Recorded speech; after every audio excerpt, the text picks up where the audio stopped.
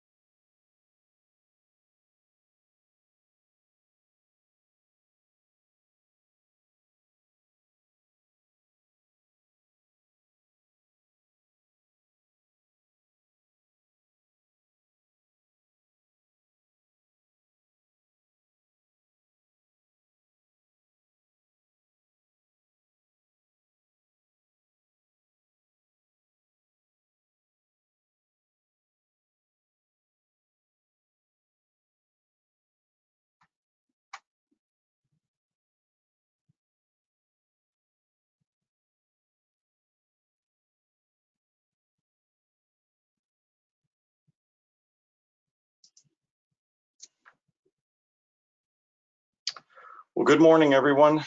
Welcome back. Welcome to day 2 of the 17th Annual Bayou Preservation Association Symposium. I'm Christopher Brown. Once again, I'll be hosting today. Same as yesterday, I'm not going to be reading the speaker bios this morning. You can find those in the handouts flyer of your control panel, as well as the schedule and a virtual swag bag from our sponsors. If you have any questions for any of our speakers today, you can type those in the questions flyout of your control panel. And time permitting, we will try to ask our presenters your queries. We did pretty well at that yesterday, and I appreciate all of y'all's questions. I'm sure we're gonna have some great speakers again today, and we look forward to your new questions. So we may have some attendees today who weren't with us yesterday, so I'll start by describing just a bit about the reasoning behind this year's symposium theme. The word diversity permeates much of what this organization stands for. Diversity of plant and animal species that can flourish near the edges of our bayous, diversity of experience along the watersheds we represent, diversity of recreation opportunities adjacent and within our bayous. And at the same time, we heard the word diversity in reference to the need for understanding the serious social issues on the national stage, and we wondered how those issues would manifest here in our region.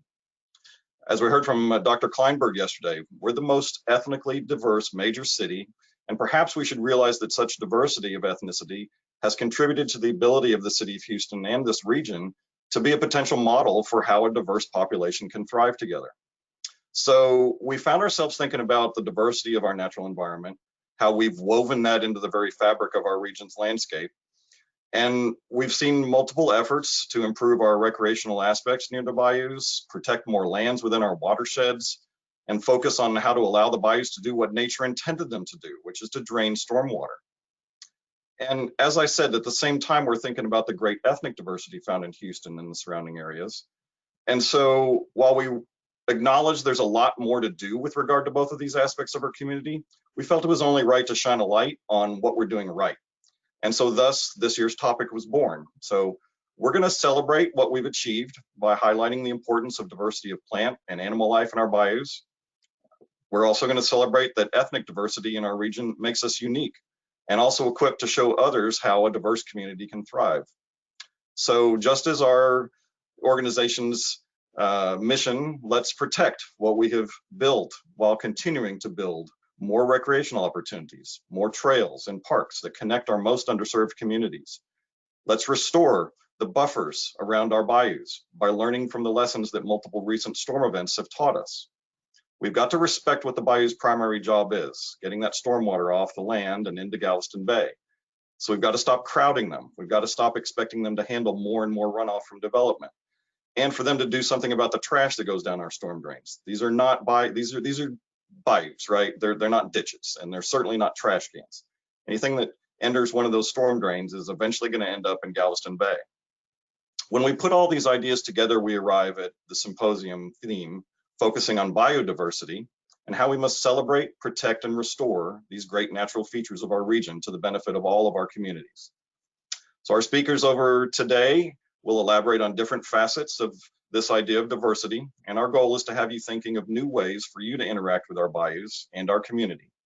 So this morning, I have the pleasure of introducing our chairperson of the Bayou Preservation Association Executive Committee, Robert Rayburn. He's going to open us with some remarks. And welcome, Robert. How are you doing this morning? Good morning, Chris. How are you, sir? There's your video. Good morning. Hi there. Hi there. Good morning. Well, thank you, Chris, for that kind introduction. It is certainly my pleasure to be able to speak before this great group today. And welcome back also for those of you who attended yesterday, and for those that weren't able to attend yesterday, I hope you have a chance to review what was said yesterday. It was recorded, and it was tremendously inspiring.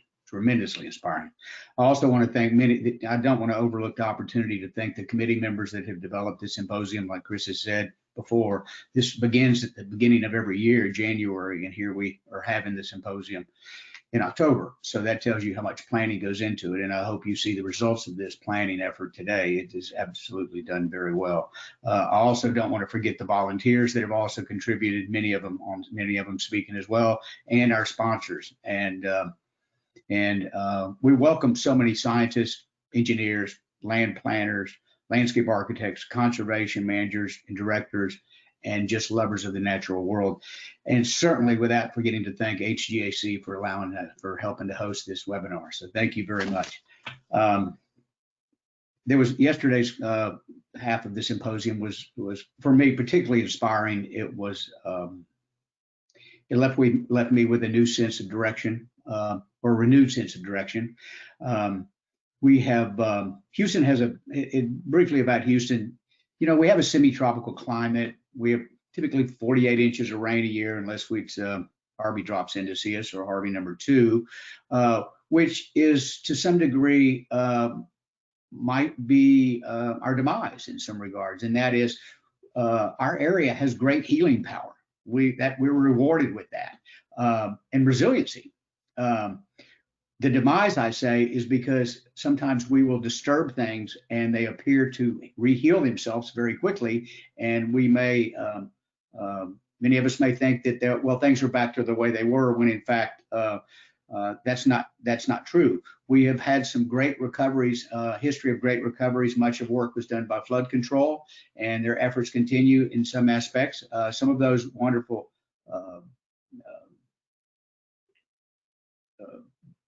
projects that were done and were great successes were, to take for instance the Willow Water Hole down off of Brays Bayou, Sims Bayou, White Oak, Cypress Creek. These are some absolutely tremendous opportunities that have developed and have been and have gone through many stages to actually create reproducible plant and animal species in their habitats, or protected what they had.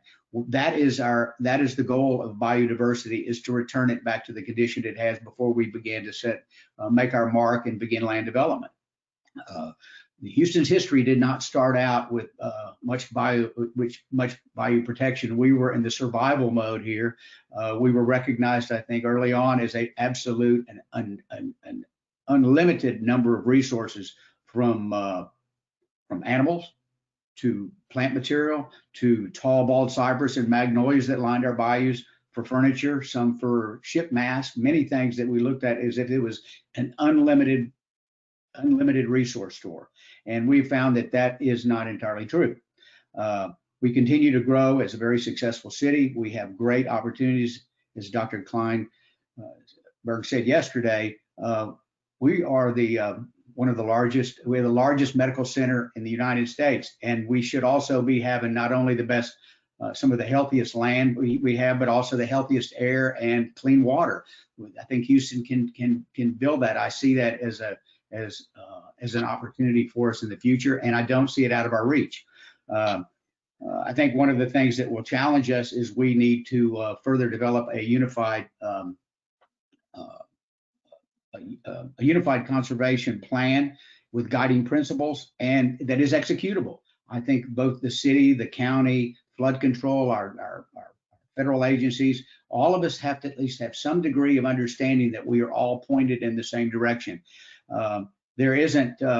We don't have much time, and we certainly don't have much money for a lot of redos. So as we move forward, we all have to respect that our biodiversity is directly affected by the conditions of our soils. And so as we remove topsoils and bury them, cover them up with some deep clays, and then begin to treat those as if they're banks again, and we expect restoration and grasses to occur, native grasses and meadows, we will find that our recovery process is much slower, maybe 10, 20, 30, maybe 60 years. There's a number of places, for instance, on Brays Bayou. I grew up very close to Brays Bayou, less than 1,000 feet from it. Did not go there till I was 10 years old. Wasn't allowed to venture that far from my house. But what I did find, it was concreted at the time, and the biodiversity was nearly zilch. And what we were happy to find at an age like that on bicycles was maybe an occasional soft-shelled turtle. It was very few mammals, an occasional raccoon we would see, but very little. I can imagine what life would have been like for the children growing up in Southwest Houston had we had a Buffalo Bayou or a White Oak or a Cypress Creek that ran where Brays Bayou is now. Some of the recovery for Brays Bayou is hindered by the types of soil that are up on its banks. It's been a long time. Many trees have been growing there a long time. And so it's important that we protect our soils, and we start with that. And the diversity of our soils is also goes all the way down to the bacteria and fungus. We have to recognize that those are the things that affect our diversity.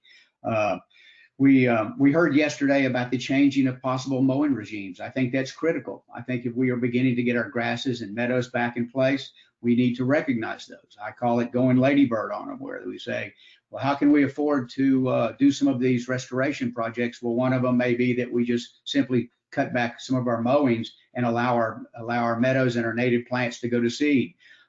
There is billions of dollars spent every year on bird seed, when in fact we may be cutting down our very bird seed supplies here in Houston. And we're a major migratory bird path. We're on it right now as we speak. We also have to, we heard yesterday the importance of cooling our city down. We have waterways that run through our cities, our bayous. Those, if those are shaded and we have healthy riparian areas, we have cooler water. We have opportunities to change our microclimate and our macroclimate in Houston by actually shading some of our waters that carry cooler air through the city. Those are, it might surprise you that if you were standing next to one of the large Addicks reservoirs in a neighborhood, and you were to drive a quarter mile away, say to Highway 6 or another fairly extensive roadway, you would find that in less than 1,000 feet, the temperature difference would be approximately 60 degrees on a summer day, 6 degrees on a summer day, not 66. But 6 degrees is a big difference between a heavily vegetated area and an area that's not. So those can change as we begin to see climate rise and temperatures rise and climate change. We are going to have to be recognizing that we can make a difference by increased vegetation. You fly over Houston, fly into an airport, people always say, you have so many trees, you're so vegetatively covered. Yes, we are, but with those that live here recognize that we're losing some of it, and now's the time to make those changes. We have to create and go ahead and expand our pollination corridors, and we have to protect all of our natural resources. And these include beavers and otters that truly now exist in many of our waterways. Certainly they exist in the two reservoirs we have out west. There are beavers and otters in both of those, reproducible populations.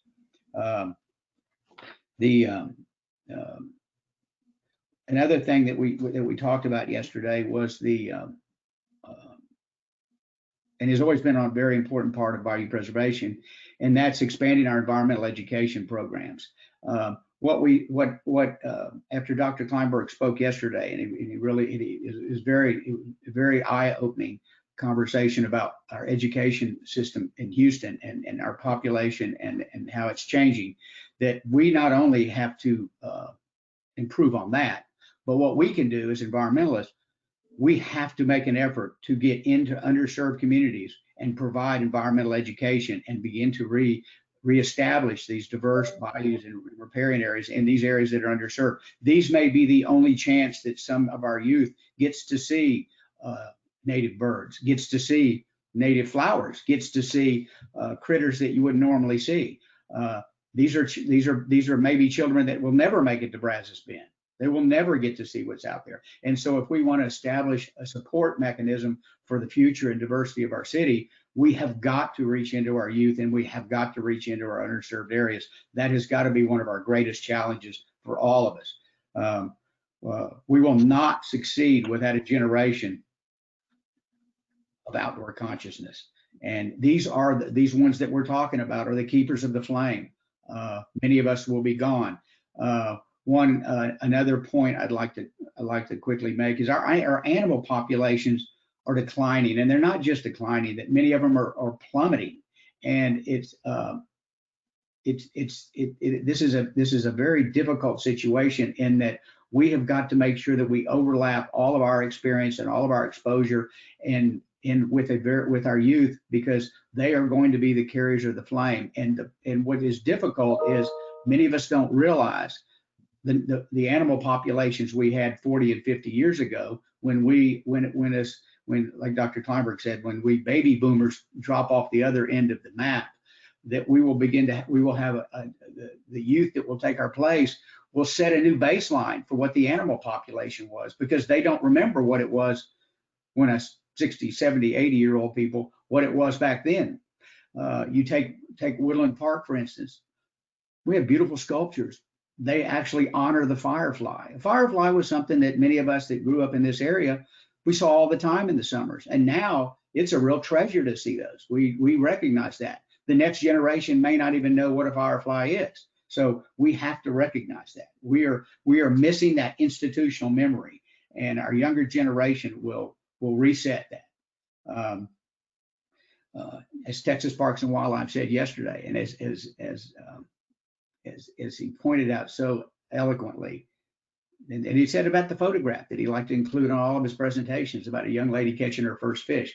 That is the beginning of what we will expect to do. What we plan to do today will not be fully executed until we're probably gone. It will take a number of decades to get things in place, but we have to start now. As we've said also before, we shouldn't waste our disasters. We learn from these things.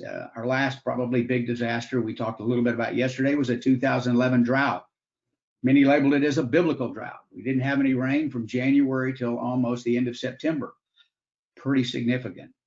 Many people that worked underground and drillers and borers, they said they've never seen this ground in their entire life, that hard as it was. And so our soils that we have in place are critically important. Our planting of diverse populations and not monocultures are critical to the survival as well. So you can see Memorial Park, that many of the pines were lost because they were on soils that were probably compacted heavily during the infantry training camp days. And the plants that arose was not a diverse multi-successional plant. So you can see how that affected Memorial Park. Harvey, another one of those where we have floodplains that have been encroached upon and we needed increased storage capacity. So here's an opportunity for us to improve on those as well and expand our riparian and floodplain areas.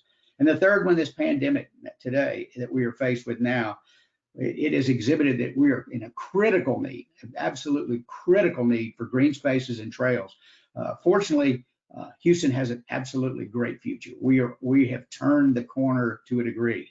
We are bringing people out. We are connecting area neighborhoods to other neighborhoods. We've had opportunities to be able to expand our trail system throughout the city and into the county. And the county and the city are both doing tremendous jobs at expanding that.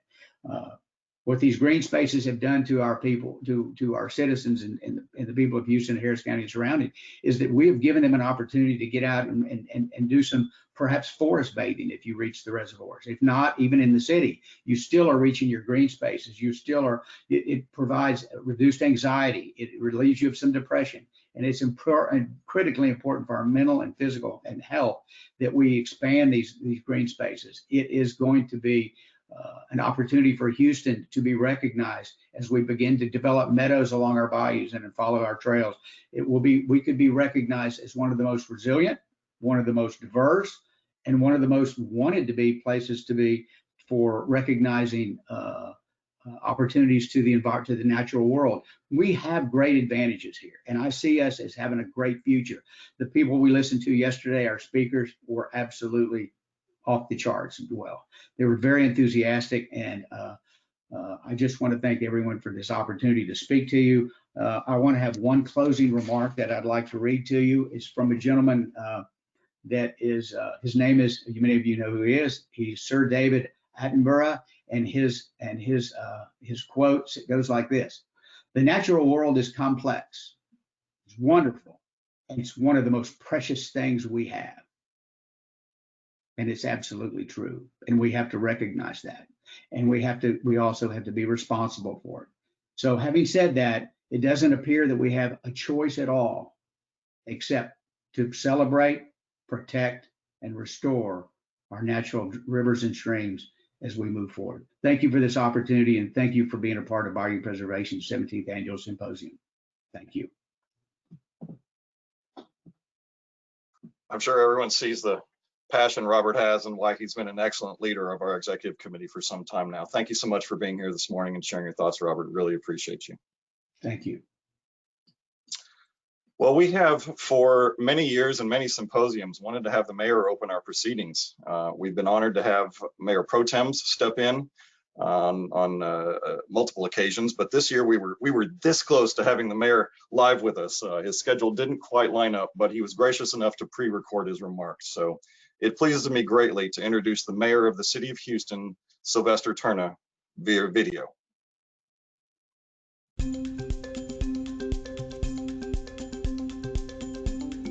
Hello, this is Mayor Sylvester Turner.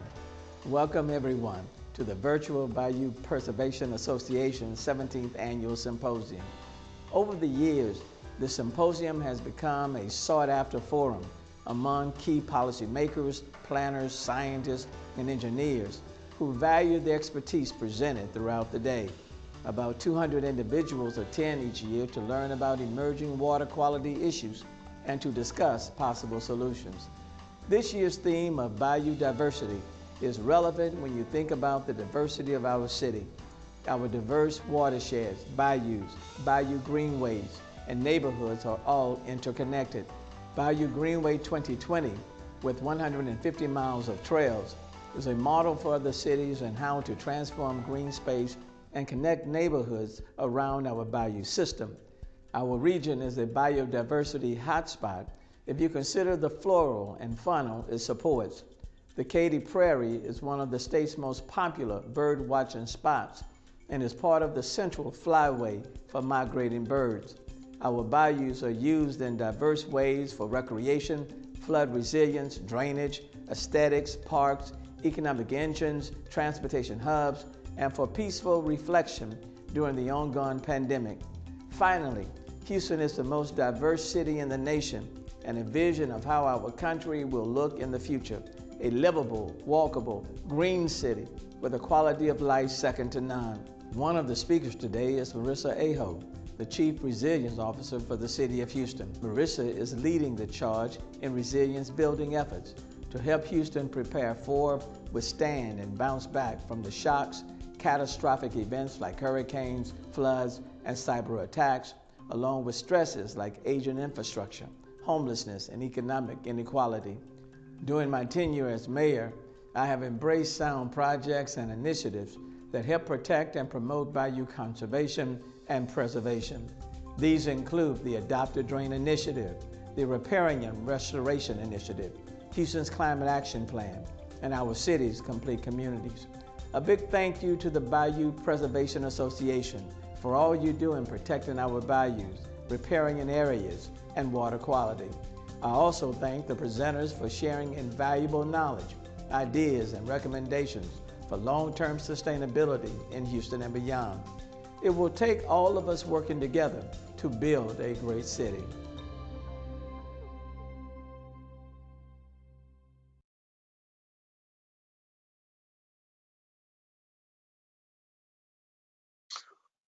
Really wonderful to hear the mayor's remarks this morning, and we thank him very much for his message and for supporting Bayou Preservation Association. We recognize that the City of Houston shapes much of the discussion and policy regarding how our region advances. So the remainder of this morning's first segment here is reserved for representatives of the city. And I first have the pleasure of introducing Carol Haddock, Director of Houston Public Works Department. Good morning, Carol. How are you doing? Good morning, Chris. I'm doing great. Well, great. Thank you for being here. The presentation is all yours. Oh, wonderful. Well, guys, this morning I don't have an additional PowerPoint to put in front of you, but it is my pleasure and my privilege to follow on the mayor's heels to welcome you to today and to talk about the wonderful things that are going on at the City of Houston, and with my emphasis on Houston Public Works. I will be followed by my colleague Marissa Aho on talking about the city's resilience plan. Strategy, not even a plan. This is a strategy of how we're going to convert action, thoughts and ideas into action. And Houston Public Works is going to be a big part of making sure that happens when it comes to traditional infrastructure, when it comes to dealing with many of the natural disasters that we face, unfortunately, more often than we would like to. I always take an opportunity to brag on the men and women of Houston Public Works when I get the opportunity. We have around 4,000 employees, and our mission every single day, we have adopted a purpose. Together, we create a strong foundation for Houston to thrive. And recognizing that foundation part of who we are responsible for the streets, for the storm drainage. We're responsible for the water and the wastewater. We're responsible for permitting of all public and private development throughout the city. to make sure that the structures that people live, work, play, go to religious services, shop in, go to school in, that those structures are safe for the purposes that they're built for, and that people using them remain safe while they're using them. It is a privilege to serve the community the way that we serve it, but it's also a challenge to serve the community in the way that we serve it. We're often put in a regulatory role, and that is one of those things that is both good and bad when it comes to working with the community. The city itself is often in a position of being both the regulator and being regulated. So when we talk about what we're doing at the City of Houston, it's our recognition of kind of being that thread and that fabric that weaves amongst everyday life for every single person out there. When it comes to water, and I'll tell you, stormwater has been a special passion of mine my entire life, dating back to when I was 4 or 5 years old, living in San Marcos and going down and seeing the floods in New Braunfels and the aftermath of the floods in New Braunfels back in I think it was 1972. And flooding, drainage, stormwater, flood, those things are just absolutely part of the everyday fabric of our bayou system. It's part of what they are supposed to serve. But being in this role in public works, we have the added responsibility of making sure that this same drop of water, that whether it's stormwater, whether it becomes drinking water, or whether it is then treated as wastewater, is all taken care of and used to return to and protect our environment and ultimately Galveston Bay. And so it really is one of those responsibilities that we take seriously. Many people have asked me recently about the wastewater system and the ongoing negotiations for the consent decree. And while we don't control the timeline for the negotiations, what I can tell you is that we do control our actions, and that we have already increased our operations and maintenance. We've increased our cleaning in the wastewater system. We've increased our staffing for responding to and eliminating sanitary sewer overflows. And we certainly have started working on the problem areas as far as feasibility scoping and ultimately building projects for areas that we know that during wet weather events that our sanitary sewer system does not perform the way that it needs to perform. Because that's one of the biggest responsibilities we have for protecting the environment, is making sure that the impacts of us humans being here and using our systems do not actually adversely impact the environment on the backside of that. And then really the last big thing that I want to talk about this morning before I hand this off to my colleague is that Houston Public Works has really become kind of the core of partnerships within the city and partnerships throughout the community, whether it's with our sister departments or whether it's with agencies throughout the city. One of the things that many people don't know out in the public is that with a chief recovery officer, a chief resilience officer, and the almost daily interaction that we all have of figuring out how each of us can further the overall city approach, the overall city strength, whenever we're talking about anything that the city's pursuing or anything that the city's implementing, but that we're doing it in a coordinated fashion. And that not even just our chief resilience and chief recovery officers, whether it's activities of the housing department or whether it's activities of the Department of Neighborhoods, whether it is something that Public Works can do to further an initiative of the Climate Action Plan. All of these are activities that we spend, and I won't say just time, we spend energy, we spend effort, and we spend resources to make sure that we can move these things forward. As I get ready to hand this off to my colleague Marissa, there are components of almost every single piece of the city's resilience strategy that will require Houston Public Works to be part of it, whether it's the transportation portions, whether it's the stormwater portions, even tying ourselves into the supply chain for food supply. All of those things are necessary to make sure that Houston not only is strong, but that Houston thrives, and that we thrive throughout the entire city of Houston. So I see that Marissa's turned her camera on, which you can't see yet. Morning. But I am going to pass this off to Marissa and let her talk about the resilience plan. And then I'm not sure if we're doing questions and answers at the end, but if we are, I will certainly stick around. Marissa? Hi. I'm working with some technology.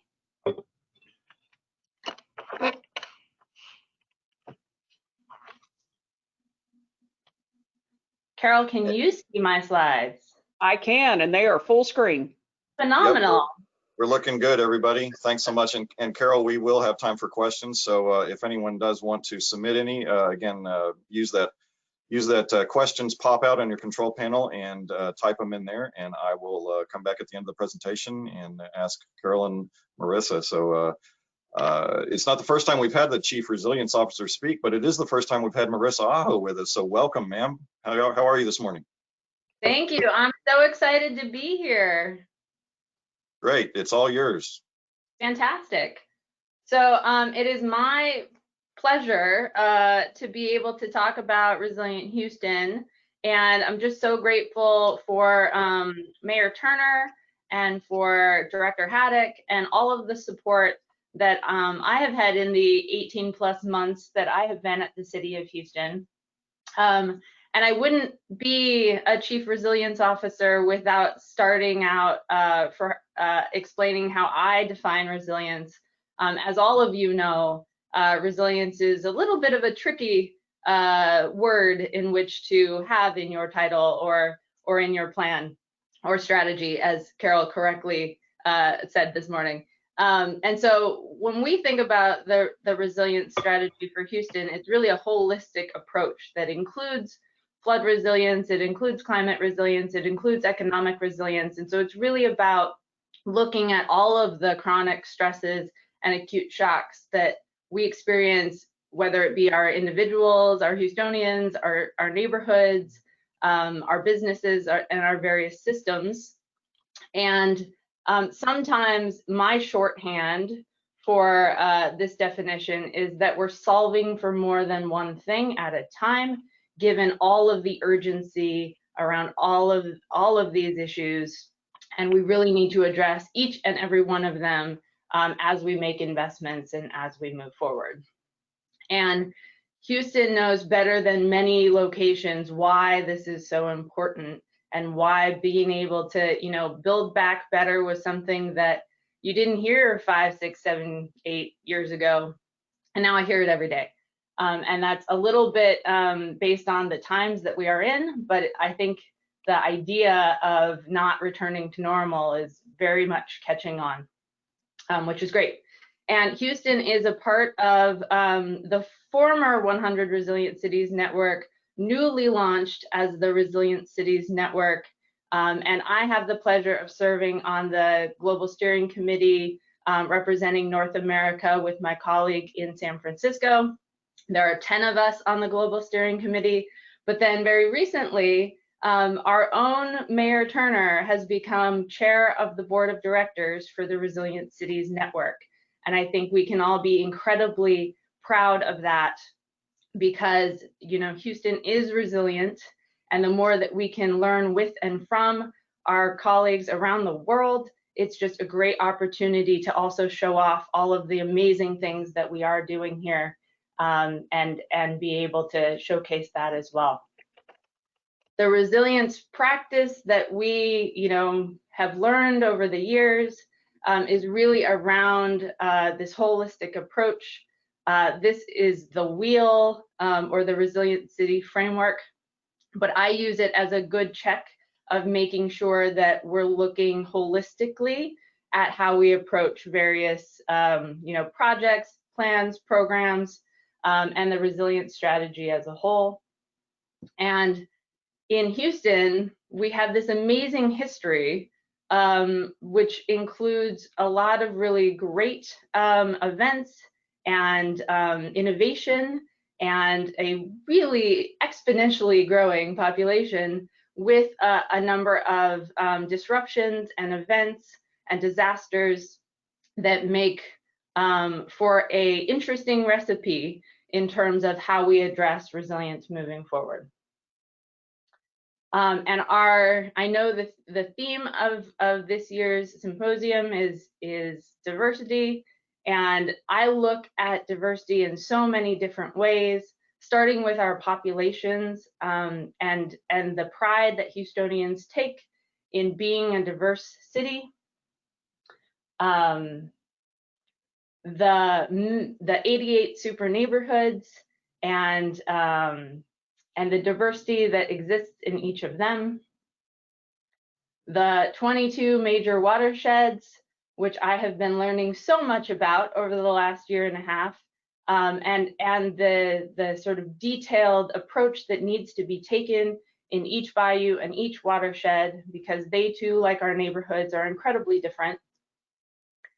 The city itself is, of course, gigantic, but also just being able to understand how the MUDs and the ETJ and all of those other elements form to make the structure that we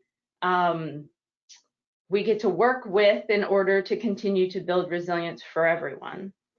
And then finally, the region and all of the various counties and how they interact, and the opportunities at the county and regional scale to work together to build resilience. We'll talk a little bit about this later. This is how we set up the strategy, was on a scale basis. I'm an urban planner. I think about everything in systems and scales, and this is a good way for us to approach all of the various diversity we have, all of the various individuals and built environment differences throughout the region at this scale level in terms of building resilience.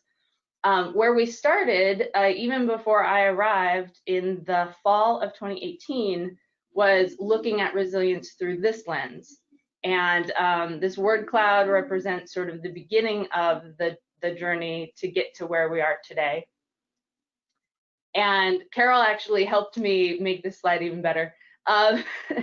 We're really looking at building and linking all of the various things that are happening throughout the city and outside of the city, and how can we use all of these plans and programs and hardworking, people to solve for more than one thing, and to recognize that even if somebody doesn't think of themselves as a resilience builder, everyone is.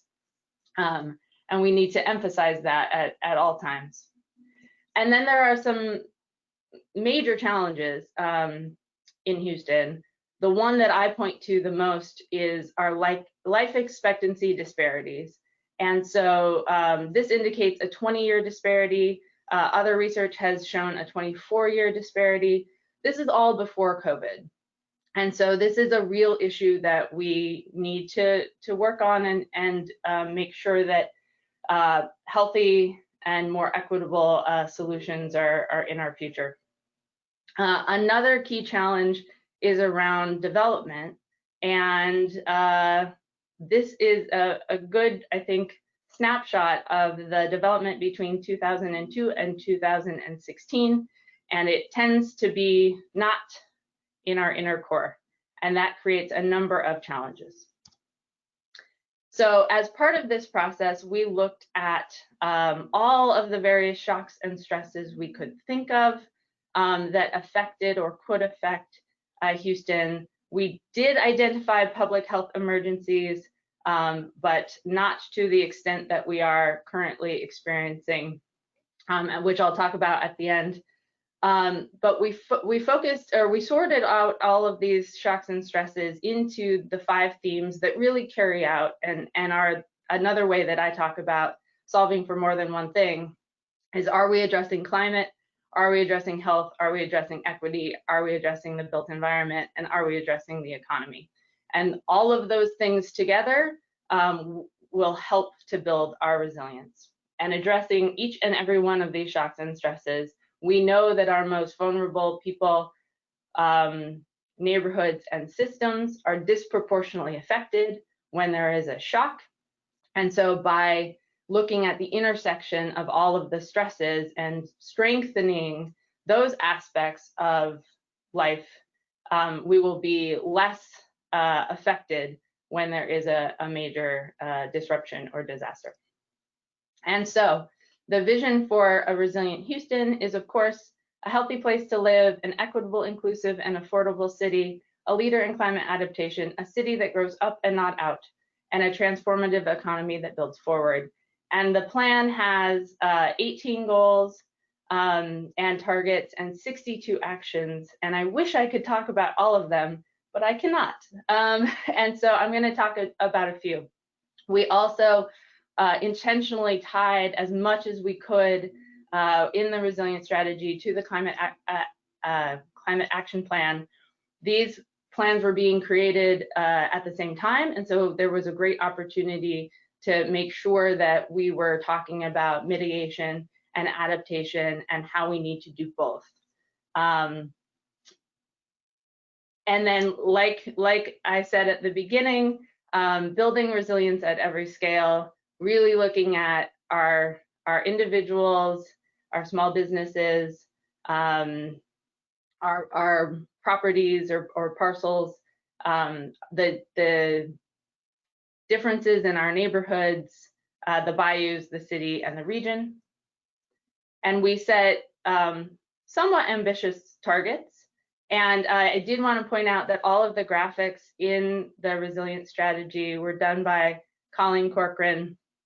She grew up here, and I'm just always so very grateful that she really brought the plan to life through her images and through her design. So on the individual scale, I just wanted to highlight one action about preparing Houston's workforce. And part of this action is really around the importance of green jobs and the importance of training people, particularly young people, around green infrastructure and how to design it, how to maintain it, so that that's something that we have this pipeline and the system and this ecosystem of being able to do more. And that starts with a very comprehensive approach, which includes making sure that folks have the training in order to do so.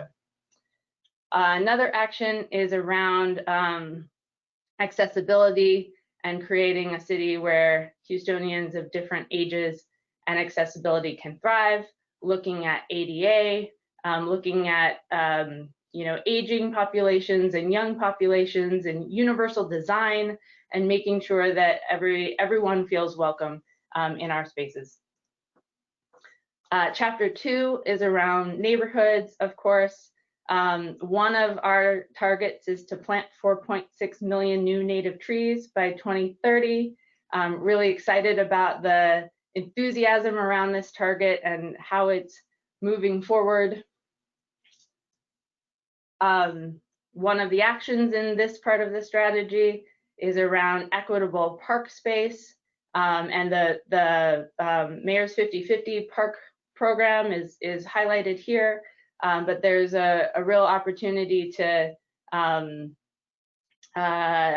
leverage all of the great investments that are happening to make sure that, especially in the time of COVID, everybody has the ability to walk to a trail or park or a green space. And so that's definitely one of our objectives. Another in this chapter is around making Houston's neighborhoods cooler to combat extreme heat. And I know that that's something that was focused on yesterday, and so excited about the progress we've been able to make in a short amount of time. We, as part of this action, we were really aggressive in approaching the grant that we got from NOAA and others to do an urban heat mapping that we conducted with the Nature Conservancy and Park and County Health and many others in August. And the reception that we have received from the press and from others around looking and measuring urban heat in Houston has been amazing.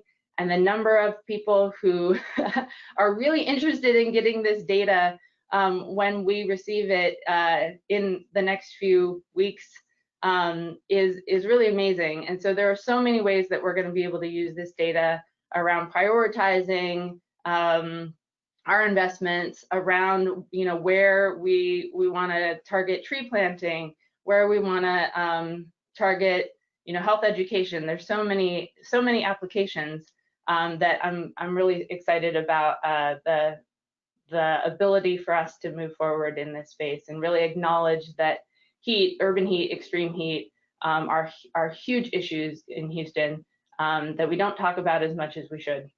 So we're going to change that.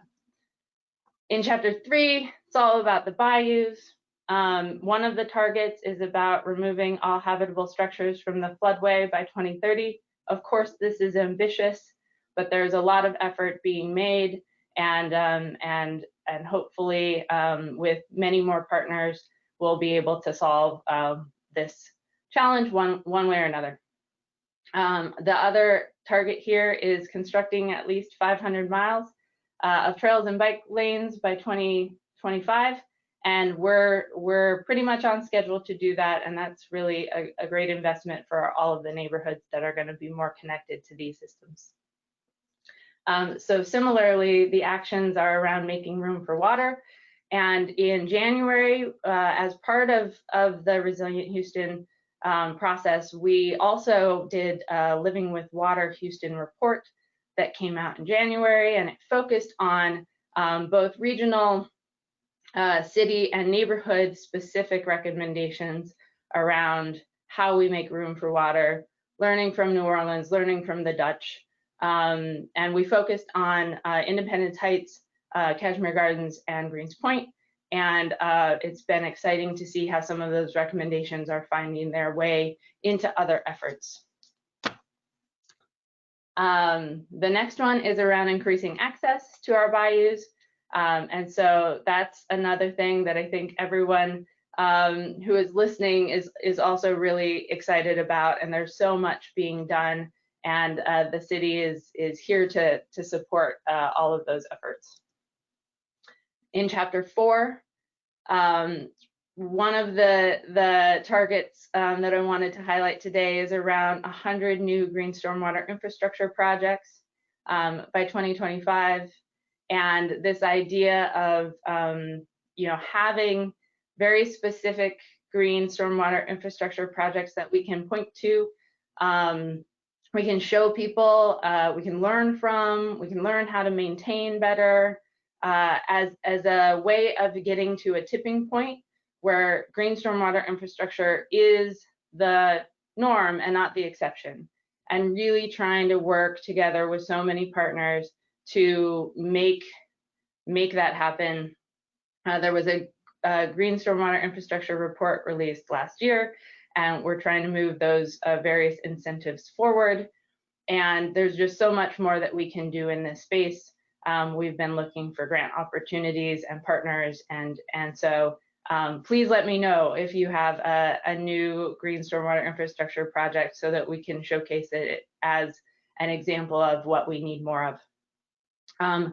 Similarly, one of the more moonshot, perhaps, but hopefully not, targets is around eliminating our geographic disparities in life expectancy.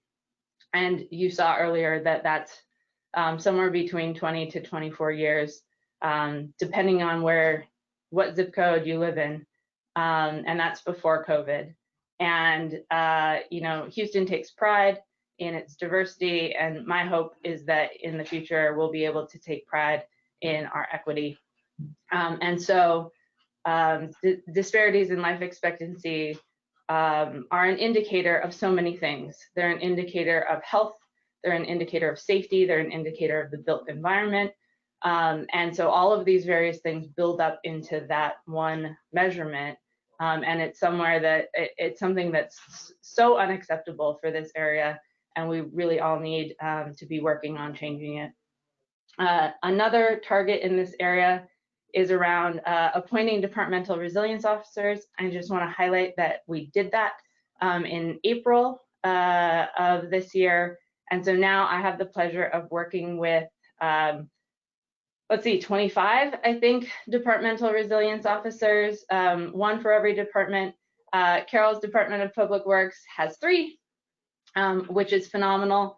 And so we meet monthly. We have a lot of things that we're trying to move forward, and it's really a great opportunity to work cross-disciplinarily on implementing the resilience strategy. So 2 of the actions that I wanted to highlight in this section include conducting a climate impact assessment for Houston, and we released this 2 weeks ago. Catherine Hayhoe, we had the pleasure of working with her. She is amazing. And we looked at 25 or so indicators, both in the heat space, in drought, and in precipitation. And the most sort of really alarming data is in the heat space. And I encourage everyone to look at the report. We are moving forward with thinking about how best to measure it. It's fairly academic at this point, but we needed to be able to share the data to then start to figure out how best to communicate it. And if anyone is interested in getting the hard data, please contact me, because I am the keeper of that. But we're trying to get it out to a space that everyone can access. But it's a real great opportunity. It's not just for the city. The climate impact assessment studied the region, and so the region has the opportunity to use this data to make decisions about our future.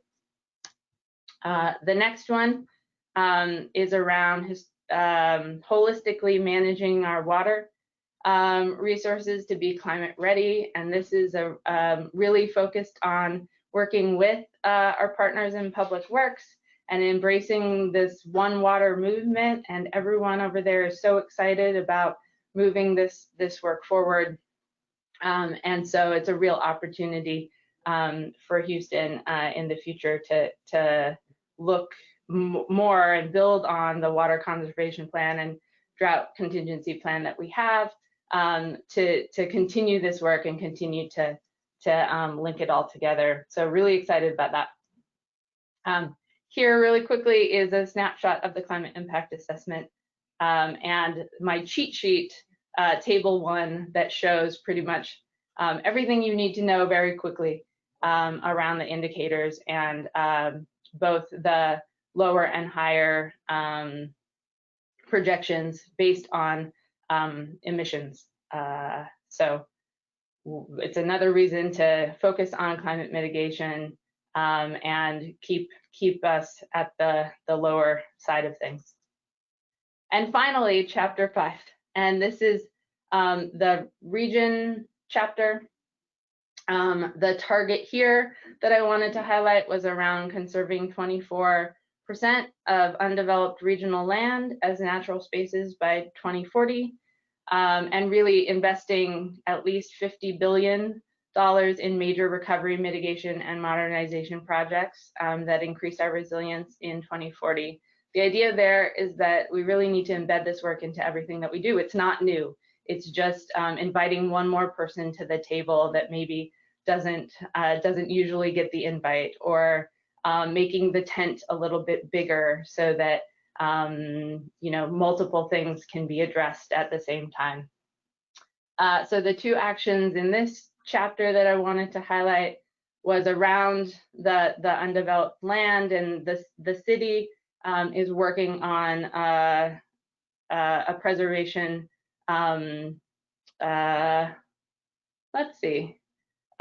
approach, and it's really exciting to have the city think about how it can contribute to land preservation. At the same time, we're asking others to do so. So really excited about that. And then leveraging disaster recovery efforts. And this is something that as Carol said earlier, her and her team and our chief recovery officer and his team and I work regularly together, and we've really been able to integrate the resilience work and implementing the Resilient Houston strategy with our recovery efforts.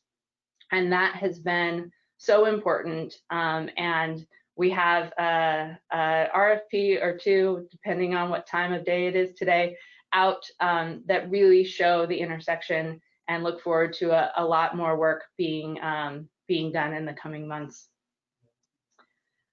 So to wrap up on the sort of quick tour of the strategy, you saw the examples of the actions, and we looked at with each action linking them to the shocks and stresses that they are addressing, identifying a time frame, identifying primary partners, but there's so many more people that we need to help be part of this process.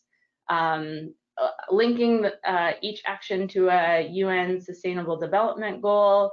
That's another way that folks look at this work, and we wanted to be able to integrate it into what we were doing.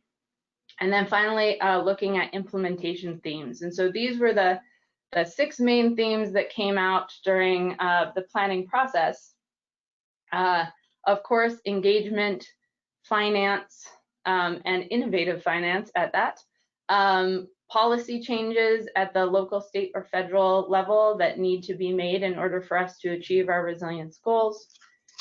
Metrics, we have had the opportunity to look at both the 18 targets and additional KPIs, key performance indicators, for all of the actions, and are starting, have a complex project management system where we can measure more of the impacts and these efforts. There's a lot in the strategy, I recognize that.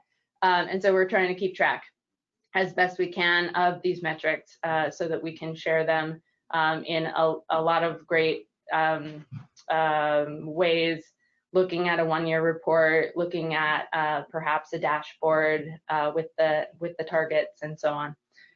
The next one is partnerships, and this is an easy one because every single action needs partnerships in order for it to be implemented. And then smart cities, and really linking smart city solutions to our most urgent and critical resilience challenges. And so this is another thing that we've been working on simultaneously over the last 1.5 years. And then the strategy was launched in February of 2020. And in March of 2020, we started working on a COVID-19 addendum, recognizing that we had just spent 18 or so months working on a plan with so many people, and we knew that the things that we had identified that would help build resilience before COVID would likely be exacerbated by COVID. And there was a real need to show that this plan that we just did would help in our response, in our recovery, in our adaptation, and in our institutionalization process of moving forward. COVID is another huge resilience challenge for not just Houston, but the world. And so we showed through this amazing addendum that 42, and it should be 43, we missed one, but at least 42 of the 62 actions in the strategy do play a role in our ability to bounce forward from COVID too. And so this is one of the many ways that we are thinking about how we prioritize which actions to move forward first, and how to leverage sort of the challenging times that we are all in order to move our resilience work forward. And so with that, I would love to have more of a discussion and take some questions. Marissa, thank you so much. I'm sorry, I am, this is the first time we've heard of this, right? And to have it be so comprehensive of a strategy, this is really, really great to see. I was particularly struck initially by the idea of removing the structures from near the bayous.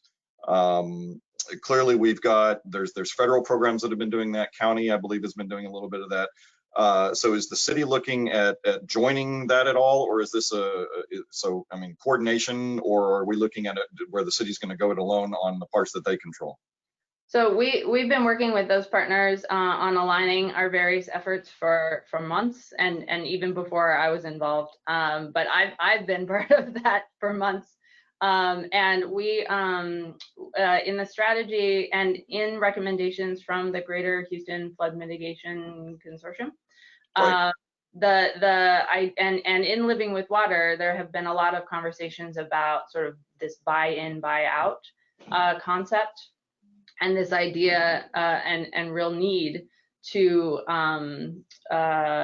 tie housing investments into neighborhoods where Houstonians could choose a new housing investment rather than an area that happens to be in the floodway or near the bayou. But part of this is also being able to work with engineers. There are so many around me on a daily basis to narrow the floodway. And so we have a multi-pronged approach, and that the opportunity that we've been working on is how to just amplify the coordination and really bring more people to the table to address this issue. And so one of the ways that we know we can do that is by changing how the water gets to the bayous. And you mentioned wanting to add 100 projects for green stormwater infrastructure. We've got just a handful of those in our area right now. What have we learned about those that are already installed that can be amplified and ratcheted up as we move forward and do new systems across the area? I mean, I think we've learned that they work, and that they improve quality of life, and that they solve for, you know, not just flooding, which is so important, but, you know, challenges like urban heat or air quality. And so, yeah, it's you know, somewhat surprising that there aren't more, but I think more are coming, and we're keeping a list of things that are in the works, and it's really exciting to see how many things are in progress. And so I think we're getting there, and with the support and help of so many people, we're able to move that forward. One of the other things you mentioned in your presentation was about maybe some of the other cities, even around the world, that can be used as examples. And you know, anytime we don't have to reinvent the wheel, and what we can beg, borrow, and steal from others. But is there other examples of at least, you know, somewhat major metropolitan areas that have implemented such a wide-ranging strategy, such as what you just presented? Yeah, I mean, the Los Angeles strategy that I was going to interrupt here and say the reason that the city of Houston stole Marissa from Los Angeles was because of the exciting things that we saw going on out there. Yeah. Well, and we want to be first, right? We want to always be better than Dallas.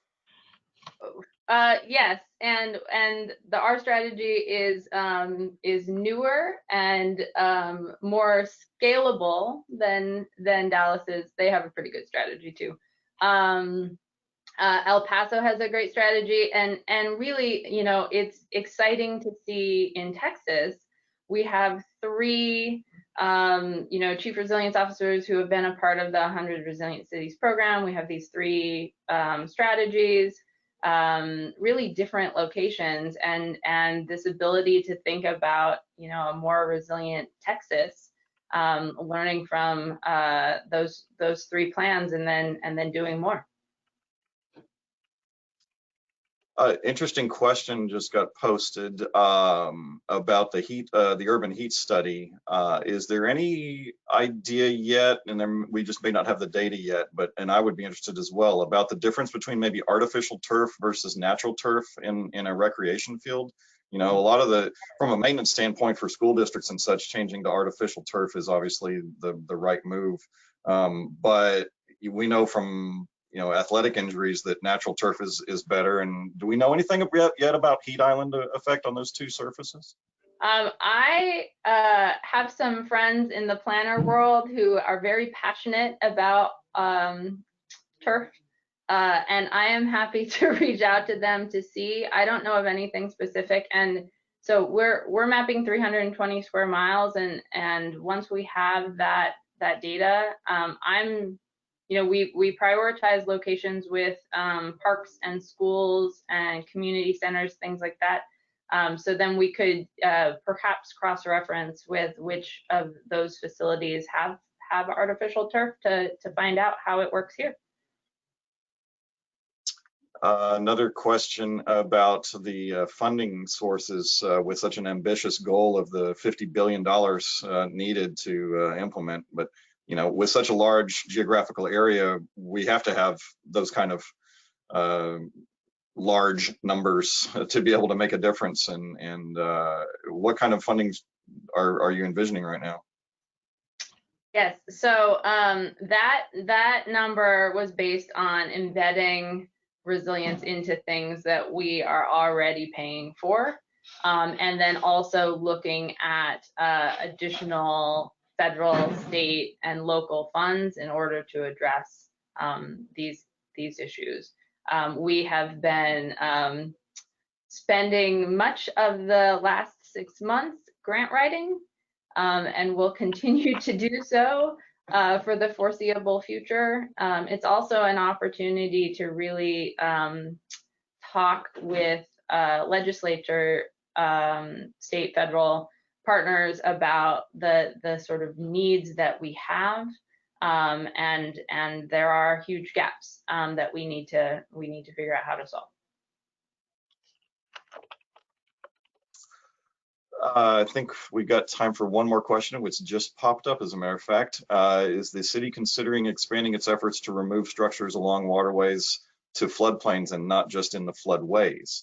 In other words, allowing for more room. You talked about maybe there's not a distance, but is there some kind of metric maybe that describes, this is what should be removed because it's in the floodplain or close to the floodway, things like that? Do you see what I'm getting at? Yeah. There are conversations about all or both. The strategy target is focused on the floodway, but recognizing that there are other potential buyout opportunities that are not exactly in the floodway. But you mentioned, by reducing the floodway, that has impacts on the floodplain as well. Is there we have the Atlas 14 remap very recently. Is there going to be any kind of regular remapping effort, do you think, or is this something that we've kind of done it event by event, kind of in a response rather than getting ahead of it? And I know that's difficult, but we've been seeing many more of these events lately, and we've heard from Harris County Flood Control that their efforts are it's really straining their efforts to get in front of all of these repeated storm events. But what would be y'all's response at the city? Yeah, my response would be to always defer to our partners at Harris County Flood Control. But it's the projections of actually having the Atlas 14 maps are still years away. I think the time it takes in which to map these things is always one of my personal just frustrations. And so to the extent that things like the climate impact assessment that we just launched and other sort of research opportunities can help to augment and inform beyond those mapping efforts. And yeah, the climate is changing, and we're going to have to continue to update our protocols based on that. Carol, anything to add there? I'm not a whole lot to add there, but I will say that it is one of those things that the flood control district, the city of Houston, do coordinate quite a bit on. Is there's the floodplain flooding, but we also have non-floodplain flooding throughout the city. That is stormwater that's trying to get to the bayous, but particularly the architectural styles that we built in the 40s, 50s, and 60s of that low slung ranch, slab on grade, right at the natural ground topography, is not working in our favor when it comes to these more intense rainfall events that are going on. And so there's not a single solution or a single approach that will be the solution. Part of this bayou diversity and this resilience plan is that you use the right tool for the right place. Well, that's very true, very true. And all I can say is thank you for such a comprehensive presentation on what the city is up to. This is an amazing amount of study, and boy, we really encourage y'all and hope that we can be partners in everything that you're doing, because this is ambitious and needed. So thank you both, Marissa and Carol, for your words today. We've seen more than we have in a long time about what the city is up to. So thank you very much for both being here. Thank you for having us. Absolutely, our pleasure. So with that, we are headed to our first bio break of the day. Before we do that, I just want to again show our appreciation for the continued support of all of our sponsors. And so once again, I'd really like to just run down the list of all of them. Our platinum sponsors: AECOM, EHRA Engineering, Port Houston, SWCA Environmental Consultants, Resource Environmental Solutions, RES. Our gold sponsors: Houston Galveston Area Council, who has been our technology backbone for these 2 days of the symposium, doing a wonderful job. We thank them very much. Our silver sponsor, Tally Landscape Architects. Our panel sponsors: Hawes Hill and Associates, Harris County Flood Control District, and of course our Bayou Break sponsors: Civil Tech Engineering, Allen Boone Humphreys Robinson, Bayou Midstream, BGE Engineers, Cobb Fenley. And then we have our virtual swag bag sponsors: Alan Bernstein, Asakura Robinson, Friends of Woodlands Park, and Sheed Conservation Solutions. We really can't say enough how much the donations of all of these sponsors help our organization for the programs that we put on. The symposium is our largest educational event, but the monies that we raise from these sponsors goes a long way to helping us each and every year. So we thank them all very much. So once again, this is our first bio break, where you can get up, stretch your legs a little bit, step away from the screen for just a few minutes. We're going to show some videos from our sponsors during this break, and be back with us in about 5 minutes.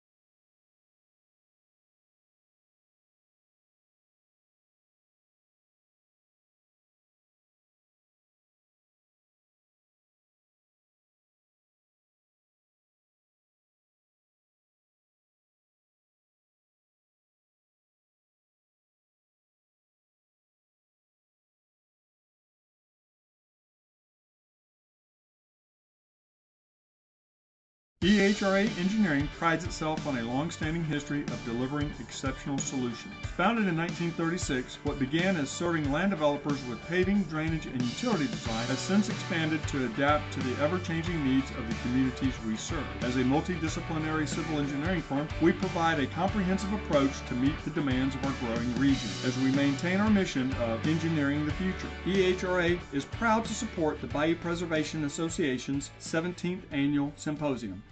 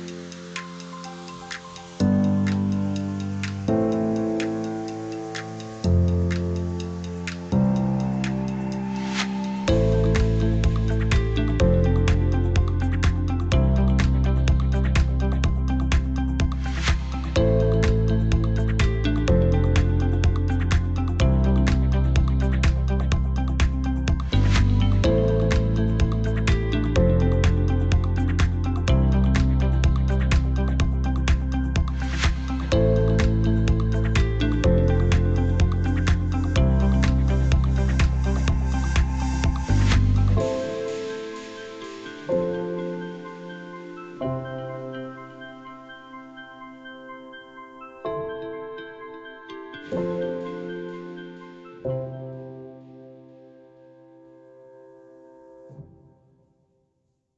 are the scientists, the planners, the technical specialists, and the creative thinkers. Our 100% employee-owned firm offers a range of environmental compliance services combined with local knowledge, regulatory expertise, and high-quality service. We're committed to preserving our natural and cultural resources, giving back to our communities, and prioritizing safety both in the field and the office. With a nationwide presence that has been growing since 1981, we remain one. We are SWCA. We are SWCA.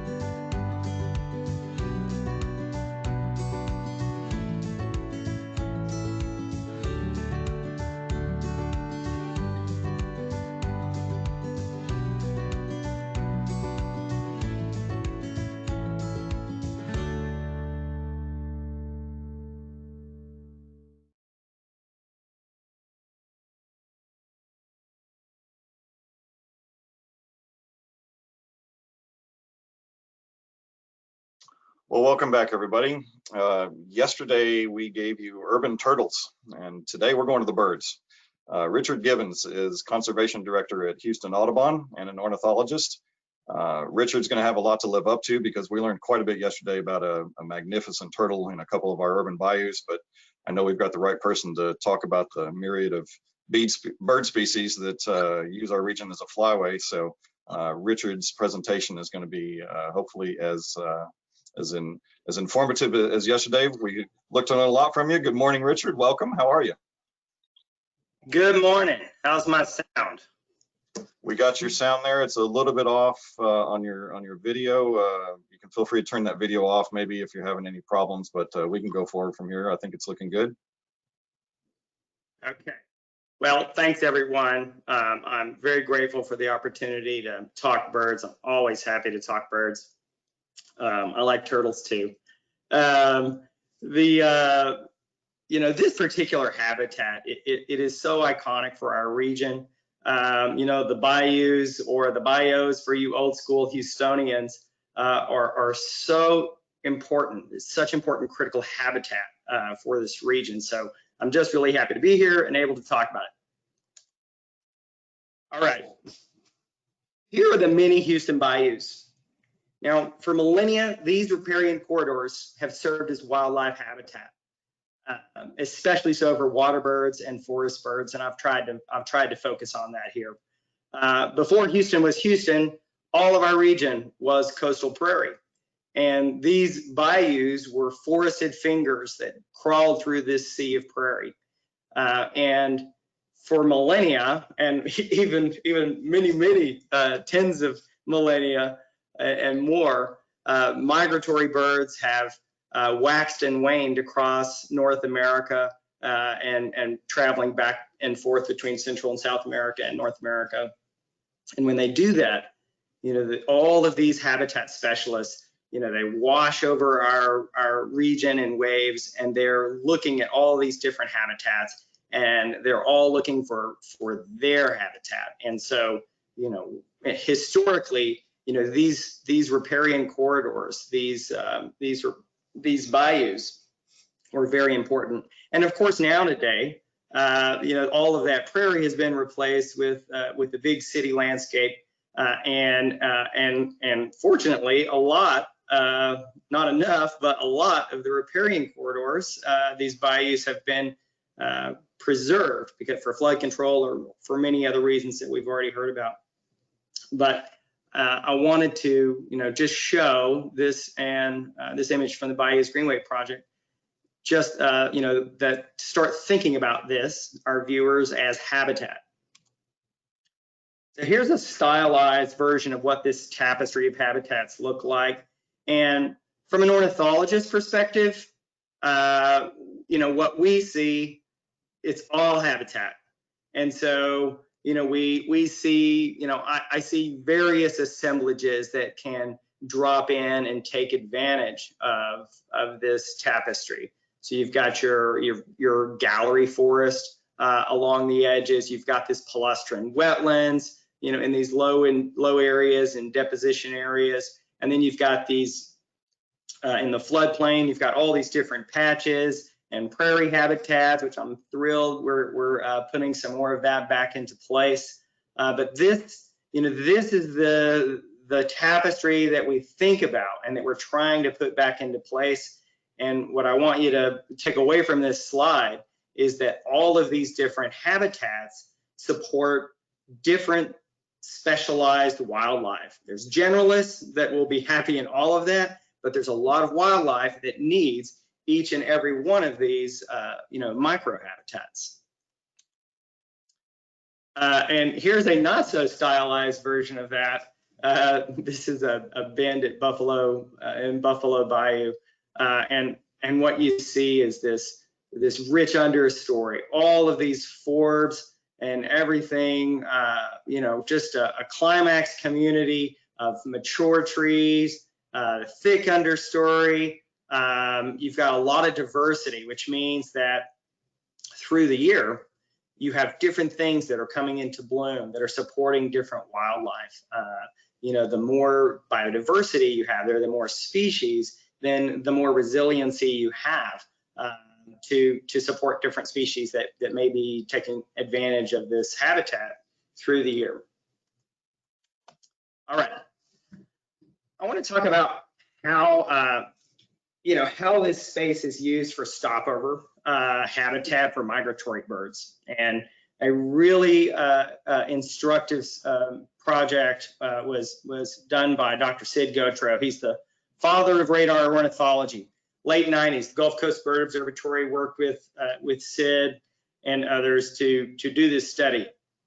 And so they took 16 years of NEXRAD data, so that's weather data, from radar data, and they analyzed all of those data. So what you need to know about this is, the radar ornithology, it's a big old field, and not an oil field, an old field, a research field, and they are able to, down to the bird, they can't identify species, but they can using reflectance, they can figure out, about the approximate size, and they can get some pretty good estimates.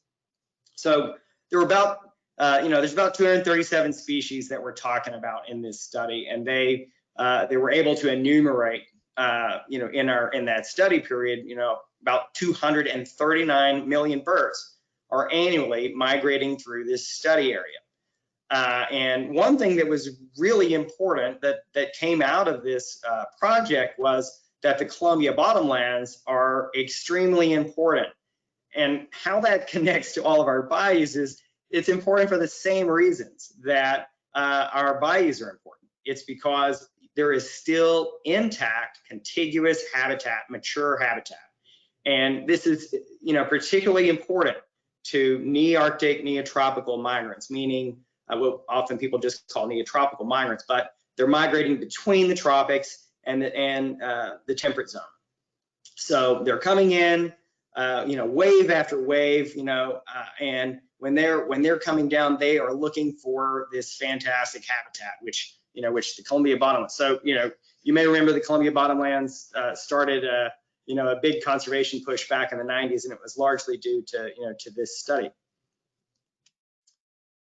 And so, I often get this question: how many birds are in our region? What is the scale? So, I'm sorry. I think I'm messing things up. Okay, great. One of every 3 birds, is migrating, and of North America is migrating through our region. That's approximately 1 billion birds travel through the state of Texas every year. And this is from the Birdcast team. That's approximately 250 million birds are passing through the greater Houston area annually. That means that is a lot of birds. And it also supports what Sid Gautreaux found as well. So that is a nice thing when science agrees. So it's a corroborating finding from the Birdcast team. I am trying to advance and it is not letting me. There we go. Here's the next interesting study. This is, you may have heard about this last year, late 2019. It was in all the papers, a lot of stories. Rosenberg et al., a stellar team of ornithologists. They also looked at radar data.